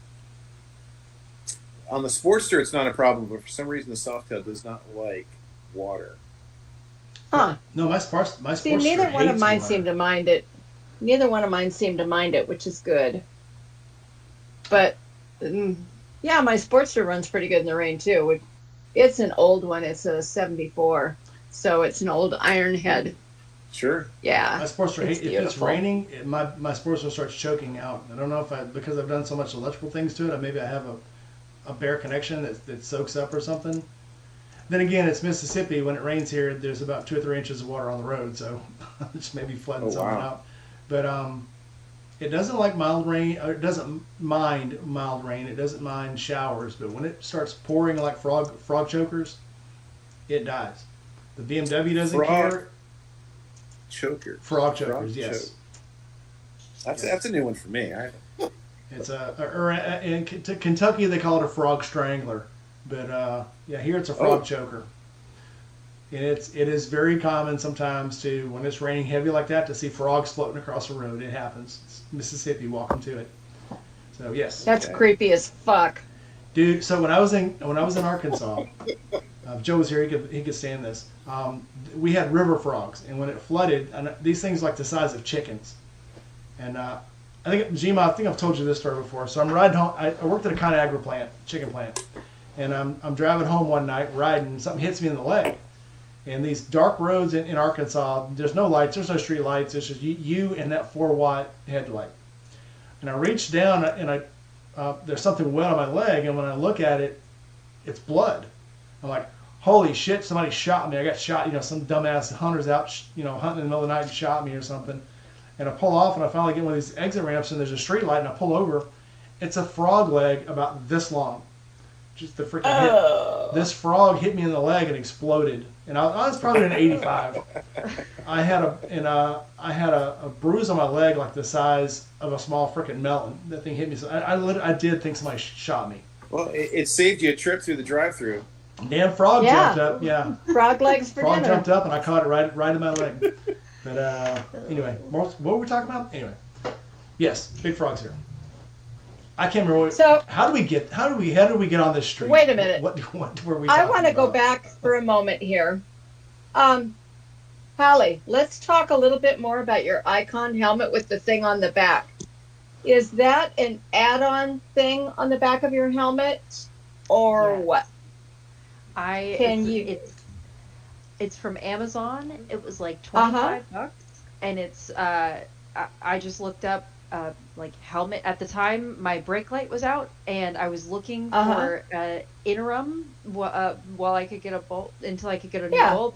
Right. And I just Amazoned like helmet brake light, hoping that it Helmet would be brake light. you know Okay. aware of my stopping ability. Turns out this one was not, so that didn't help me very much at all. But I did find out that it let me kind of like basically hand draw a little sign for myself. So I wrote out Booker, and I was like, Yeah. I mean, it didn't have original purpose, but it has new purpose, and I Yeah. like it a whole lot. No, I think that's Yeah. really cool. I think I might look into getting something like that because it looks pretty cool.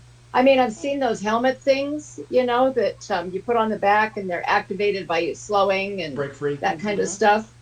But I don't know. I think those are a That's little what I bit. was looking for. And Yeah. I couldn't find it. Yeah, I thought that's what this Yeah. would have. But I Right. mean, it's pretty cool. It comes with an app, and you can like I Uh-huh. said, you can kind of draw your own designs if you wanted to. That's how I did that. It has where you can put text, but I found that the text was like one row of LEDs wide, and Oh, you couldn't okay. see it. And so I just went in and kind of made my own. Yeah. It was really fun. You don't want people to run you down trying to get close enough to read your helmet. No. I No. wanted to be bright enough for them to see me and back up. Yeah, definitely. Thank you. I appreciate that. Sorry for interrupting. No, you're fine. I actually probably do got a skedoodle, guys. But thank you so much for having me on here. I've really enjoyed this time. Thanks for coming in. So before you go, would you consider doing a motorcycle interview on the channel? Since you were such a gracious guest. Kenny's done one, G-Ma's done one, Doug's done one. Sure. I mean, I don't know Lovely. why not. Yeah. All right. I will send you the questions on Instagram, get you prepped, and we'll come up with a date. Okay. Awesome. Sounds good. All right. Thanks Bye, for coming guys. in. Glad having you on. See ya. Oh, yeah. Kenny, did you know what happened the other? Oh, Hallie, it was nice to meet you. Did I tell you guys what happened the other day when I was getting up and going and having coffee after breakfast? Well, after I have coffee, Okay. I have to poop, so I'm assuming. It was nothing like that, but thanks for sharing. You're welcome. So I'm sitting in there waiting for my breakfast because they have this weird thing in Barstow at the place I was staying. You have to go to the restaurant, sit down, they bring you your pre-chosen breakfast, right? So I'm sitting there and I look at this chick walk in and I'm like, fuck, that looks like Doodle. So she turns around and walk away and I was just like, Carolyn? I figured it wouldn't be her, And she turned around and was like, yeah? I was like, oh my God. I was totally surprised. So anyway, she wound up staying at the same motel I was at. And she's long gone from there now, so I don't feel like I'm violating anything. But we were both pre-coffee, so it was like really random. And so I asked her what she was up to.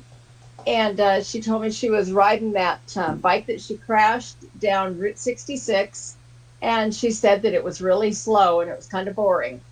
And I was like, well, yeah, I'm kind of doing a ride too, but I'm on a Harley over there. So she invited me to go over and look at the bike. I went, took some pictures, didn't take any pictures with her because I didn't have my eyebrows on yet. But it was really cool. And I thought you guys would want to hear about that. So anyway, that happened. Yeah, she's awesome.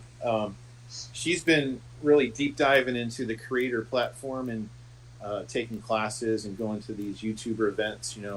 Yeah. Build your ad agency and your creative agency.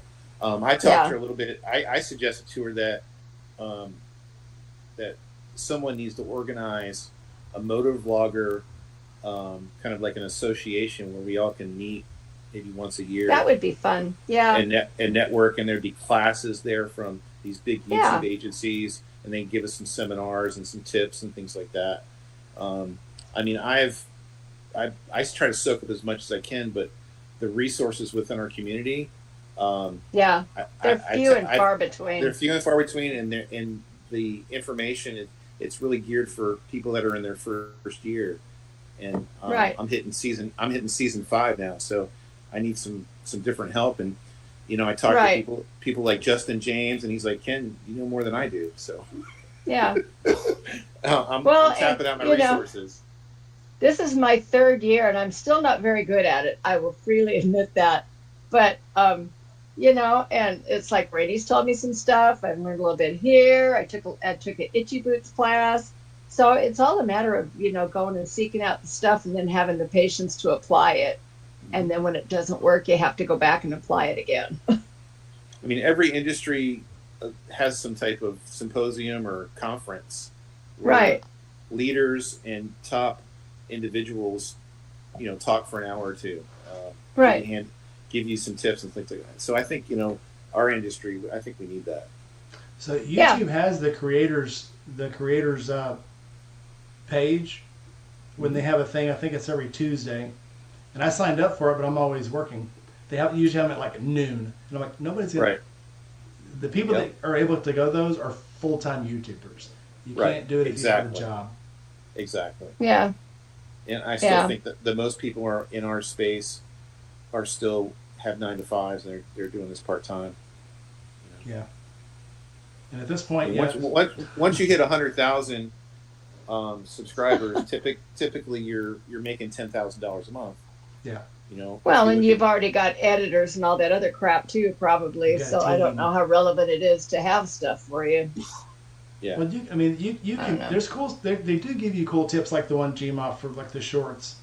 If you do the hashtag YouTube Shorts, hashtag YouTube Creator, hashtag YouTube High Five, they'll push your stuff because the High Five program and the Creator program likes to push your stuff because it's theirs. And Oh my God, that one I posted of like looking down that hallway, it got more views than anything I've put up since my Sportster. It was nuts. It's just a fucking hallway. Yeah, it's weird. Will gain traction. I mean, You're Yeah. talking about shorts? yeah. You're talking about Yeah. shorts? So, Because from a I'm still couple- trying to get to 500. Yeah, a couple reliable sources have shared this information, and my personal experience is the same. I've had some nice shorts that pull in, some decent traffic, and Uh-huh. the next time I post a long form video, which might be 2 or 3 days later, Right. I post my long forms on Monday, and in the Uh-huh. past I've done a couple shorts like on a Tuesday and Thursday, or Right. sometimes on the weekend. The algorithm gets confused on my long form, Oh. and Hmm. it doesn't push my long form into the space for suggested viewing and suggested browsing if my short form video does really well the previous Really? day, 2 or 3. Right. So I've noticed that a couple times, and then I started doing some research, and others have noticed that too. So Huh. they're still working the kinks out, in my opinion. Yeah. And it's hard to be balanced to have a little bit of shorts and a little bit of longs. It's kind of, they're forcing you to pick one or the other. Yeah. What's great, Well, the I'm gonna shorts keep that- an eye on that. yeah, my shorts that gain traction are the shorts I don't think like. I did one where I couldn't get my brake light. I bought an integrated brake light, couldn't get it to work, and I'm showing the wiring. That thing has gotten 30,000 views, and it's not even a complete video. So okay, well I'm trying to make this wiring work. Blah blah blah. It's also got the most comments because everybody asks the same question: how did you finally get it to work? That comment Yeah. is on there like 40 times. And that's engagement, and they're going to push that short. Yep. Yeah. And I did finally get it to work, and I posted that as a link to that one. But the question people were asking is how you got it to work. I posted the video how I got it to work, and that one only got like 2,000 views. So it's like, I thought you guys wanted to know. Go watch that one too. What the hell? So it's weird. It's crazy what people will watch. Or the one that I'm pulling, I plugged a tire, put a rope plug in it, and when I got home, I pulled the plug out, and it was like a 20-second video of me pulling the plug and then going, well, that wasn't supposed to happen because the plug just pulled right out. That one got like 20,000 views, and it's like, that was just a funny little video that I was trying to show my friends, because the plug pulled out, and Yeah. just You never know what people want to watch. It's absolutely crazy. Oil changes are huge. Oil changes or resetting the ECU or resetting the service timer. Those videos always do huge. So Gma, the one of Gma changing her oil, laying on her back. That one got a shitload What? of views. The one where Oh. I did a little short on you, laying down, changing your oil in the garage. Oh, yeah. That one got a shitload of Somebody views. laying on your back, you know. I know my mechanic thought it was funny as I hell. don't know what he had you talked into, but you were on your back in the garage. I was changing oil on my M8 She was being adventurous. You call it whatever you want. in my long johns. Get an oil change. Ooh, sexy. I'm gonna change the title of that video. MILF lays on her back and gets an oil change.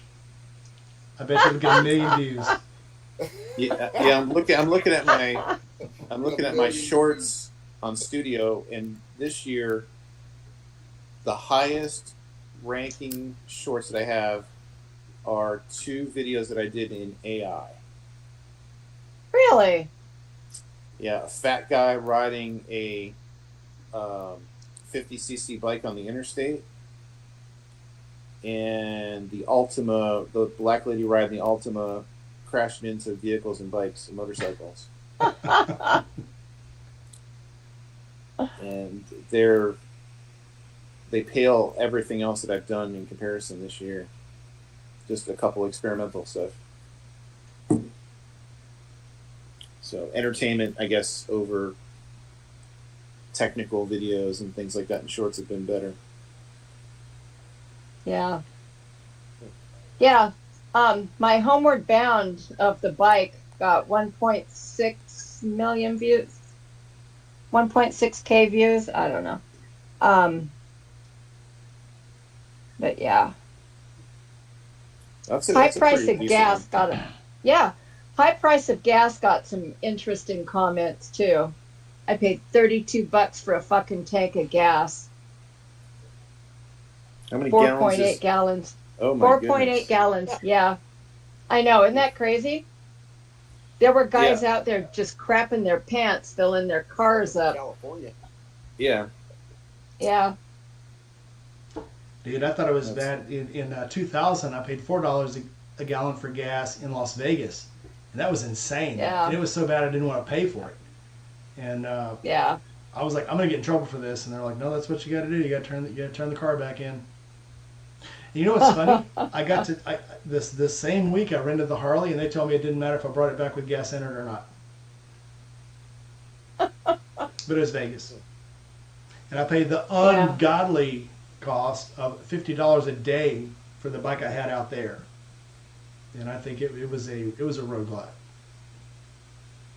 That's For not only bad. $50? Yeah, that's pretty good. Mine was- 'Cause That was they're Yeah. 150. That was 150 $99. $100 today. Well, that was when, and this the funny story is, so I went out there to do work, and I rented a car for 4 days because I flew out, and then I turned it back in, and then they're like, oh, you gotta stay 3 more days.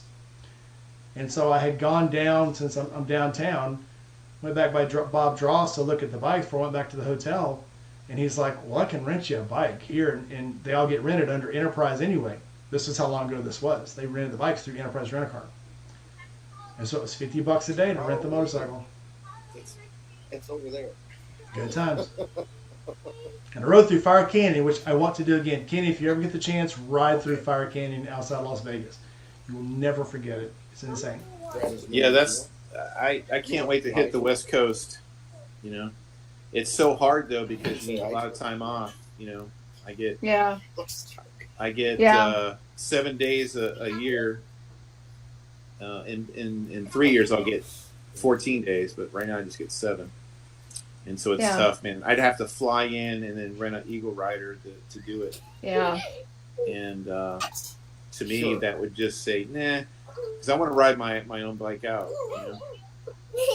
Yeah. It's a lot more fun riding your own motorcycle. I told you I I'd let don't you know. ride this Sportster. I don't know why you wouldn't. Who, me? I, No. I'm good. The Yeah. Your Sportster looks a little tall for me, Rainey. I put 15-inch shocks on it. It is a little tall. Yeah, Best Yeah, I move am ever made. gonna. I put taller shocks on mine too, and the ride is so plush now. It's amazing. I Yeah. put again. I just fell into a deal. It was Legend 15-inch suspension. I got them Yeah. from a guy in Colorado that he had bought them, and his price on them. I hear trick or treaters at somebody's house. Yeah, his price on them was $200. He sold them to a guy for $400. The guy wanted progressives. He wanted progressive shocks. So they're progressive, and he bought progressive suspension. And the guy said, "No, this is not what I wanted." He goes, "Yeah, you said you want progressive." He goes, "No, I want Legend progressives." And the guy's like, "Well, you've already paid for these. You know, I got to charge you for these." So the restocking fee for those was $100. So the guy had to still pay $100. So out of the $200 the dude paid, they basically now only cost him $100. So he said, "I'll sell them to you for $200, and I'll still make $100 off these." So you got the progressive 15-inch. Yep. Gotcha. And they're Nice. so comfortable, so easy to change too. Absolutely, it was freaking nutty. I thought they'd be a lot harder because they come with all the Yeah, adapters and stuff. You don't have to buy extra like another company. I had the Dyna front and rear suspension done, and it made a world of difference. Now I want to do something with the Road King too, though. It's very comfortable, but I think I could get a little bit better out of it. Yeah, I put on my Softail. I put the progressives. I think there were 912s or something, and it has the remote reservoir adjustment. And of course, an Evo 90s Harley Softail didn't come with reservoir Right. adjustment. So you got to find a spot on the bike to put it, right? Yep. And what I've learned with So where'd the you put Evo- it? Well, I have a saddlebag. I have Road King hard bags on my Softail. Oh, nice. The paint scheme on the Road King and my Heritage Softail, it's the same color, so I found it on eBay. So I put those hard bags on, and there's a bracket kit. You got to buy the universal bracket kit to mount those hard bags, and so there's a hole there that you can mount that frame to, that saddlebag frame. And so Pedro backed that off and stuck the bracket for the reservoir in there in between the passenger foot peg and the saddlebag mount, and we added the plate for the reservoir adjustment on the inside of the wheel well, close to the wheel well. Oh, yeah. So it fit there. The problem is that Evos, these are hard mounted engines to the frame, so there's no rubber mounting, so the bike shakes, right? So after almost 3 years, the bracket snapped off. And so for 120 miles, I was dragging the reservoir adjustment knob. And when it got dark, finally people were passing me by, and this is going to the Grundle Run in Georgia. People were passing me on I-10 going, "Sparks! Oh God! Sparks!" That's And never good. the first couple people, I couldn't figure it out, right? I didn't think, I'm just like, hey. Yeah, thank you. I know, It's like- nice bike, right? Yeah. A couple pulls up, and the wife is the one saying, "Sparks." I'm like, I don't get it. Finally, it clicked. Oh, gotcha. It's on my Grundle Run video if people want to watch it. But Yeah. I called it progressive, and I'm like, I showed them the pictures, and they're like, "Oh, okay." The cool thing about that adjustment piece is that it's all modular. So the end cap is apart, the screw is apart, the frame is apart. So for $100, because it was going to be $900 to replace the whole thing, because you got to buy a whole new kit, right? Yeah. That reservoir is attached to a cable which goes to the shocks. They don't sell them separately, but the adjustment piece, the knob at the end, the screw, and the frame bracket, it was like $100. And so we got Nice. that reinstalled. But if I learned this with the Softail, is Evos is that if it doesn't come from the factory that way, you shouldn't add it to the bike because something's going to happen. Yeah, it's that whole no vibration, or yeah, it's the whole no rubber mounting. It's going to vibrate apart thing. Yeah, Yep. I found that out on my Sportster. Because the iron heads are solid mounted to the frame, Mm-hmm. and I could not keep that motor mounted into the frame. And at any point in time, I usually only had 2 or 3 bolts holding the frame and the engine together, which, I mean, it's a weight fit thing, it can't fall out. So, but still, not really a good option. But yeah, so I totally get that. Yep. Every oil change, Pedro is going through the bike, making sure all the critical fasteners are still fastened. Right. Yeah, back then I was doing my own shit, so it was kind of like, well, I think it'll work. I don't understand Yeah. this question. Jeremy McCormick says, I have a 1990 Evo Sportster. It has 2 gears. First one up, it will scream on the interstate at 100 miles an hour. I don't know if he's joking or... I mean, my Sportster goes over 100. I've hit 108, I think, is tallest. Yeah. But He says it only has 2 gears. I don't think that's... I don't I think he's think joking. that's. Yeah, if it only has Yeah. 2 gears and you're going 100 miles an hour, I don't doubt that it's screaming. yeah, I'm definitely in 5th gear going anything over 90 is definitely 5th gear. Yeah. I did find that, of course, everybody says that the Sportster shakes and it's not good at highway speeds. I have found that if that thing runs best when you keep it between 4,000 and 4,500 RPMs. No shake at all. No, So I think, it shakes less than my Softail. yeah, I think people that say when they shake, I think they're shifting too early. Running on road, city, whatever, yeah, between probably about 3,000 RPMs. You get on the highway, it wants to go 4,500 RPMs.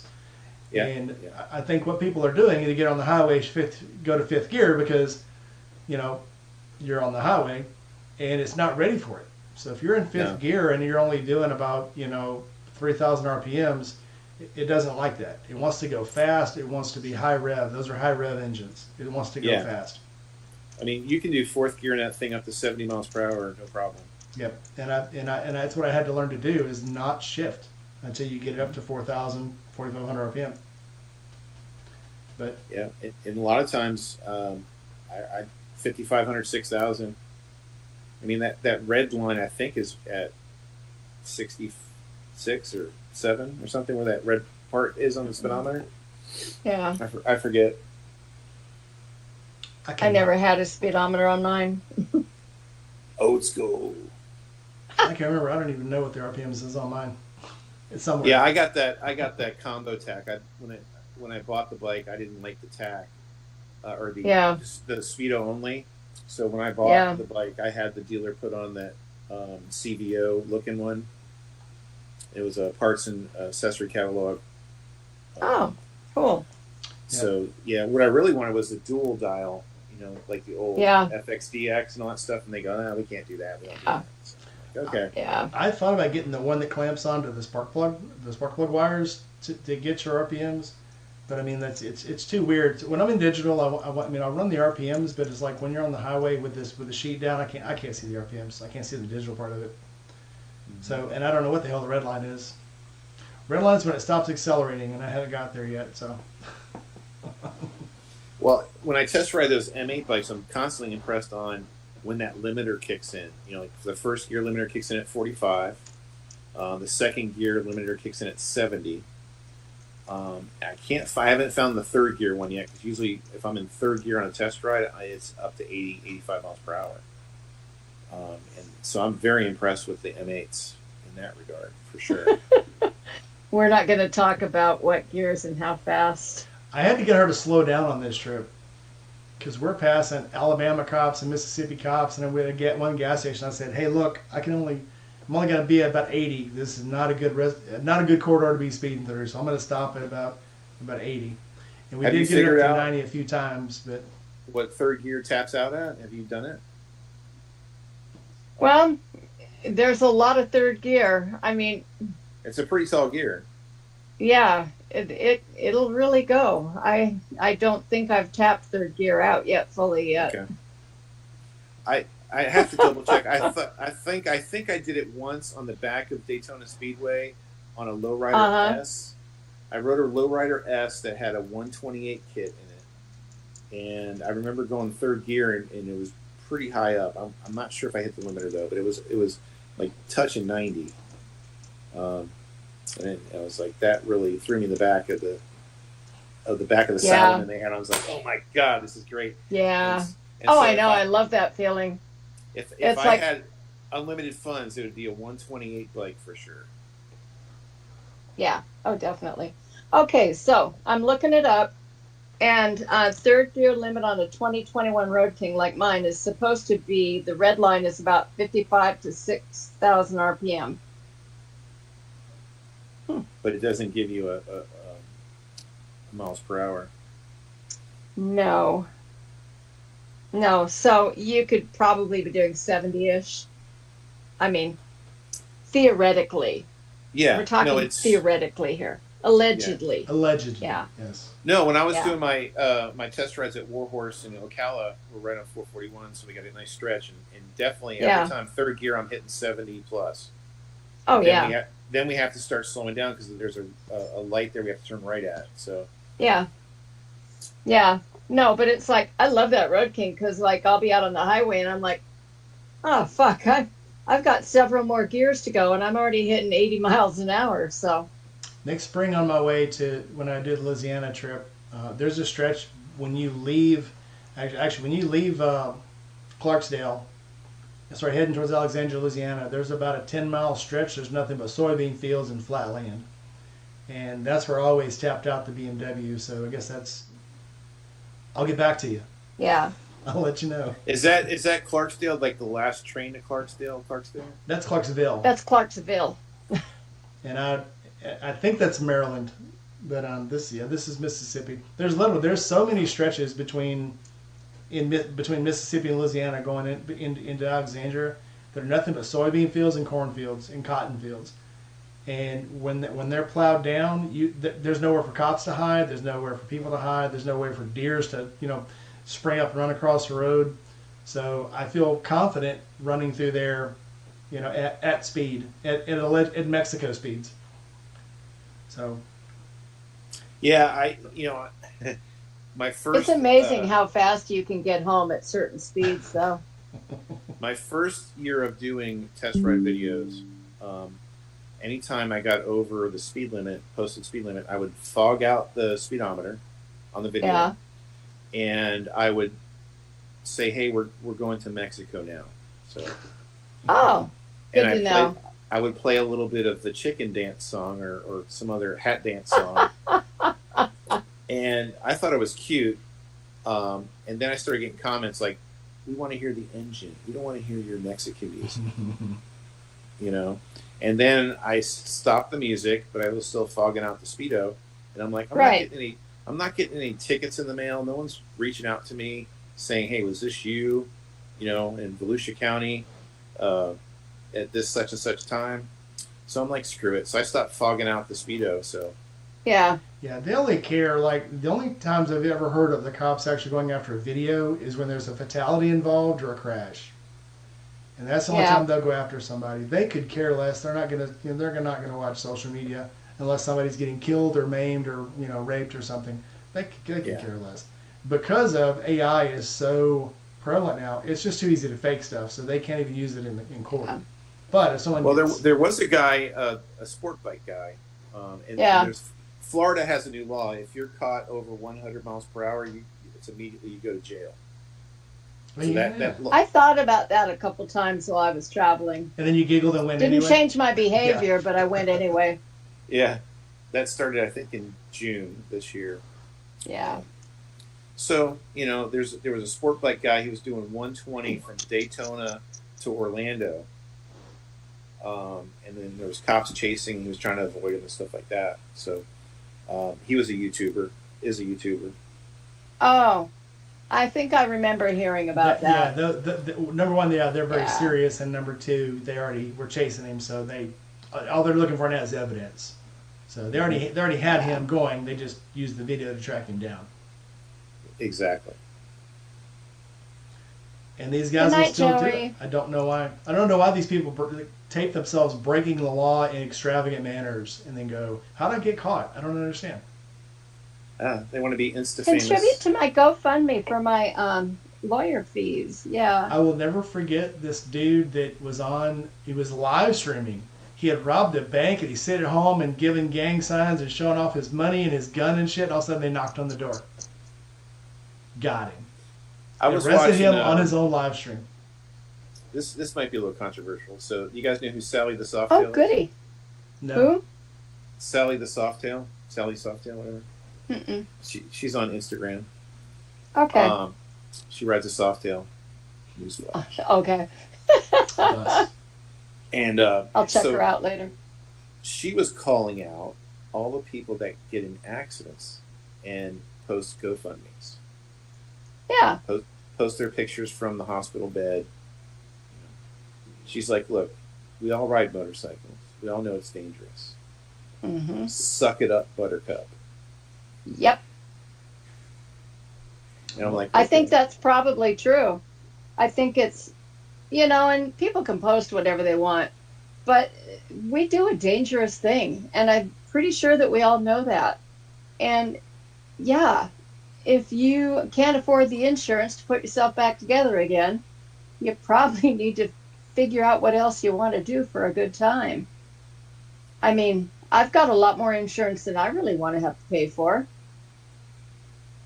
There's a well-known YouTuber that crashed into a Porsche or Ferrari, nearly killed himself, put himself in the hospital, and started a GoFundMe. And when he started riding again, people were tuning in. He did a GoFundMe too, but people were tuning in just because to see him kill himself. There's two of them now. One of them was a Yami noob, and then there's the other dude that has crashed. I don't know how many times and nearly died, and broken his arms and legs and shit. He was a big The YouTuber. guy from Georgia? I want to say maybe he's from Colorado or somewhere because he's always up in Yeah. mountains and in hills and shit. Shit, what was the dude's name? It's gonna come to me later. Have you guys ever seen C90 Adventures? Yes. I think he's such a fucking hoot. Totally unashamed about the fact he has to go out and work for a living before he can edit more videos. But if you haven't seen him, Kenny, you should go check out his series. He's been making videos for years and years and years. And of course, he usually does it on a C90. So like he'll take tour groups over to Vietnam and they'll buy motorcycles there and then they'll kit them up and they'll take off and he'll like take them apart on the side of the road and fix them and shit. But he and a girl rode all the way from the bottom of South America all the way up to Alaska or something like that. But just really genuine in my mind. And I really enjoyed it. So I would recommend you check him out. Definitely binge worthy. I like watching this guy. I can't remember who he is, but he'll buy a scooter and like he bought one in Alaska. Had to buy it, and he had a Chinese scooter shipped up to Alaska somewhere and rode it all the way up to Dead Horse, and it fell apart like 50 miles from Dead Horse. The front wheel just shattered, and he got it in the back of somebody's truck. Matt Spears. And he takes Gull Wings and turns them into off-road bikes and rides them through the mountains and shit. He rides them through dirt roads that are like expert level. Like he went up to, I think it was Pikes Peak, and there's a couple of paths you can take that are like unfinished road doesn't do it any good. These are like ruts. There's like a river throwing through these roads. And he's got this freaking 1200cc Gull Wing riding it through these freaking roads. There's a name here. Max Wrist. That's him, Max Wrist. That's the dude. That guy's notorious for Dan the fireman loves Mac Wrist, man. The dude is a freaking guy is. If there's drama to be had, Max Wrist is behind it. Well, I remember. Oh, good to know. He was riding with a friend, and the friend slid off the road, and they couldn't even find him.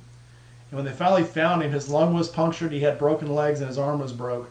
And he's just filming him over here. Oh, well, he's probably going to die. Well, I think he hit that sign. Yeah, that sign's probably ripped his arm off. Oh, yeah. I'm like, can you help this fucking dude or what? I mean, what the hell?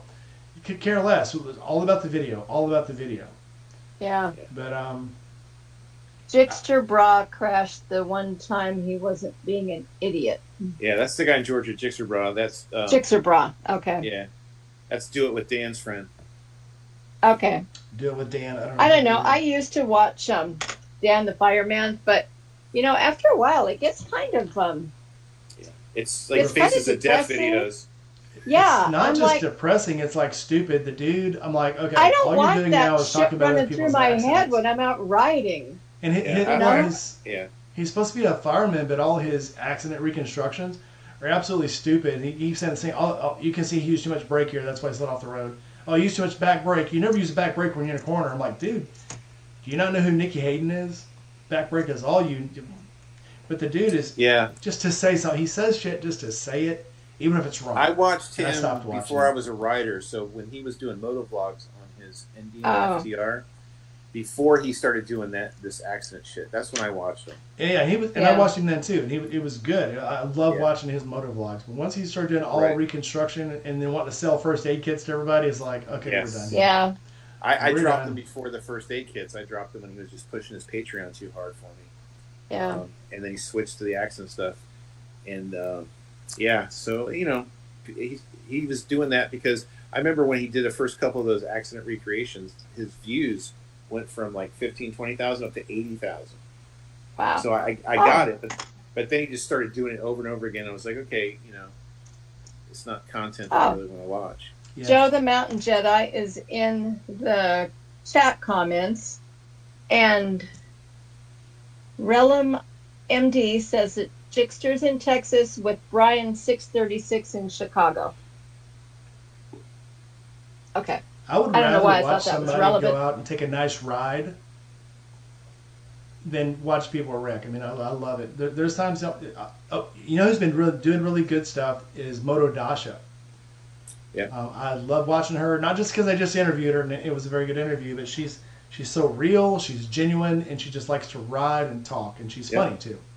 Yeah, I started Oh my watching God. her when she started coming out, and she was doing. I was really intrigued with her stories about her dealership, working at a dealership as a technician.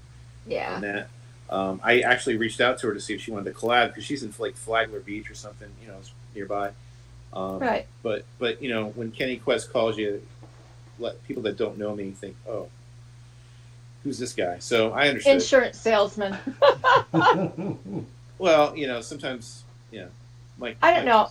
I'm really getting into there's this one guy and he's a motor cop, and so he's talking about these skills and tips and stuff. And so I've been kind of watching that because the Road King is a much bigger bike than I'm used to. And I think I'm doing okay because I've got about 10,000 miles on it now, but I think you could always learn a little something. But that said, I was going around a corner yesterday and there was a big crash in front of me. So we're going around a banked corner and there's nothing but semis all around me. So I can't get over to my usual, which would be go up to the right shoulder and just creep along past the obstruction, because my mechanic says you never stop on an M8 in traffic, which I don't like to anyway. So we're on this corner and it's a banked corner. And I'm like, fuck, I'm not that tall on that side. So what do I do? It was the clumsiest thing that I had done on a bike in a long time. I'm like, okay, I'm on this side, and I'm like, fuck, now I'm going to have to go in a minute. So I just put it in neutral, turned it off, and walked it down a little while. But yeah, that shit's sketchy. That's what I had to do at Eureka Springs at the lookout point. I went to put the kickstand down. Kickstand wouldn't go down. I went to lean to the other side. There was no other side. It's like, well, I guess we're going to keep going. We ain't stopping here. Yeah. Yeah. Have you guys been to the Grundle Run? No. I have not, but I'm going to want to now that you've mentioned it. When you pull out of the Grundle Run, it's on a very steep incline. And as a Florida boy, I'm not used to hills. Yeah. I know Harley added hill assist to their bikes in the last 5 years. I'm like, who the hell needs hill assist? People with hills. Right. Well, I found out why you need hill assist because basically, I don't know what the degree incline, but let's just say it was 45 degrees, like going up, and there's a stop sign right at the top, right?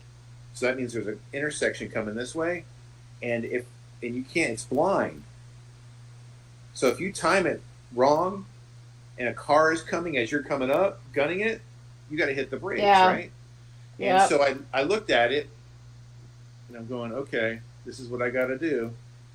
And I'm, my Evo Softail. So I hit the gas, go all the way up, and what do you freaking know it? A van comes there. Oh. So now I got to stop, and I'm, looking at the Yep. nose of my bike sticking up, and I'm Yep. like, I'm trying to go, and my bike won't go, Yep. and I'm chicken as shit. I feel like I don't know what's gonna happen, and so I give it a couple Yeah. times, the bike stalls. Do it again, the bike stalls. Do it again, the bike stalls. And I'm like, okay, I put the kickstand down. I step off the bike. The bike's at an angle. I walk around the bike. I contemplate my options, and I just Measure your life choices. and I'm listening at the same time, waiting for no other vehicle is coming. No vehicle came before, nothing came after, except that one van at that one particular point in time. So you get back on your bike and you're ready to go again, then another one comes, right?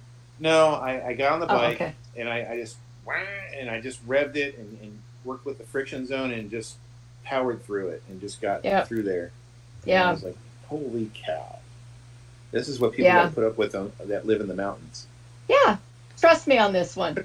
I can do that one pretty good on the Dyna. I haven't quite mastered it on the Road King yet because, a lot heavier. Different dynamics. On the Dyna, I'm flat-footed. And on the Road King, I'm on the balls of my feet, which to me is not quite as comfortable, but, I'm getting used to it. But yeah, so there's this way you can feather your gas and your front brake. Mm-hmm. Yeah, so when I'm on a hill, I'm holding with my front brake, and then I palm the gas, and that's how I take off. Yeah, I wanted to use the back brake, right? But I need my feet. I can't do that. Yeah, I need my feet to hold my fucking bike up. I can't do it on one foot. Exactly. I keep it. Yeah. So when I do that, I keep the bike in gear, and I'll just keep letting it on the clutch and rocking to make sure I just stay in the friction zone and then take off. Yeah. I never pull Which the is clutch all cool the way. if you just do it. If you do it once in a while, but after a while, you burn your clutch up. There's a lot You of do that a lot. There's a lot of places around here that are like levee roads, because they're around the Mississippi. So there's a lot, and if that's why when we went to the levee, we didn't stop. We just went through that stop sign and just kind of kept going, because if you stop on those, you get into that again. And on the levee's pretty steep. I think it's a 20-degree grade up that road where we went to go to the levee and then we turned right. That's 20 degrees. And if you stop on that, you're gonna have a hell of a time. So it's definitely not a road you want to stop on all the time, because you just get going, you're gonna go through a lot of clutch. Well, yeah. I mean, generally, if I'm riding with somebody else, I figure that they're the front runner. Like when Do whatever you they get do. to the stop sign, you're stopping for both of us. You're triggering that light for both of us. And I am going to take the advantage that gives me, and I'm just going to say, fuck it, I'm going to go anyway. Yeah, I've gotten very good at stopping at stop signs without putting my feet down. Stopping just long enough to say the wheel stopped and then taking off. I love that Yeah. challenge. I love doing that challenge. Or Me too. I'll Don't try it in Sturgis. I'll slow down just enough to put my foot down where I can just kind of walk the bike out with my I left. think and it's just keep going. $175 now. Yeah, that's like in Daytona where, if you're riding without a helmet and you just take your sunglasses down the bridge of your nose, wipe Yeah. a little sweat off, they'll go Uh-huh. over. You get a ticket Oh. because you got to have eye For- protection on. Oh, good to know. See, in Washington, if you have a windshield, you don't have to have eye protection on. Oh, good for you. Well, I mean, who's going to be stupid enough to ride without eye protection, though? But, they can't give you a ticket. Cool people do it. They'll pull you. Cool people. They'll pull do it. you over anyway, because they're assholes up here. But Yeah, here if you can slow down enough to assume that you've stopped or get your foot on the ground, that counts. 'Cause Yeah. Again, it's always wet here. It rains a lot, and they know that when you put your feet down, you're at your most vulnerable as a motorcyclist. So that oh yeah, they don't really push that. I will say that as I was crossing the country this time, there was a plethora of kitty litter and oil and slippery spots at I'd say every third gas pump that I pulled up at, yeah, it's like, woo! It was lovely. But I didn't die, so there's that. We're going to go ahead and start ending this because we've been on for quite a while. Yeah, we probably so- need to be done. So, Gma, final thoughts. About? We do this every time, Gma. What's wrong with you? She ain't got enough sleep. Oh, my final thoughts are, I had a great time. Thank you for cooking for me, Rainey. I had a wonderful visit with you and the Pillion. Had a great time at the Motorcycle Museum. And as far as cold weather riding, I'm probably not going to ride much in the rain. I don't like to leave in the rain. I will ride in it when caught out in it. But yeah, looking forward to next summer. Awesome. Kenny, Yes. final thoughts. Well, let me ask you. It's Halloween. Why can't I know. Why can't the skeleton play music in church? I don't know. Because the skeleton has no organs. Oh, so, I heard one the other day. Why didn't the skeleton stand up in church? Why is that? Because he had a boner. All right, final thoughts. Yes, it's going to get cold. You're going to be a little bit miserable riding in the rain or the cold or whatever. Don't overtax yourself. Don't outdo what your body can handle. But it's not going to hurt you to be a little bit uncomfortable, and you might actually enjoy it. And stay hydrated because that winter is kind of deceivious. So Yes, stay hydrated. hydrated. Yep. And with that, we will go to old number 6, not transition 6. There we go. So like, comment, subscribe, hit that bell. If you feel like it, look up the Patreon. And You get subscribe to stuff. all of our channels. Subscribe to Kenny Quest. Subscribe to Gma Rides. And yeah, Bye, hit 'em up. Kenny. Thanks for joining us tonight. Thank you. Have a great time, guys. Hope everybody enjoy themselves, and I will see you next week. Bye, y'all.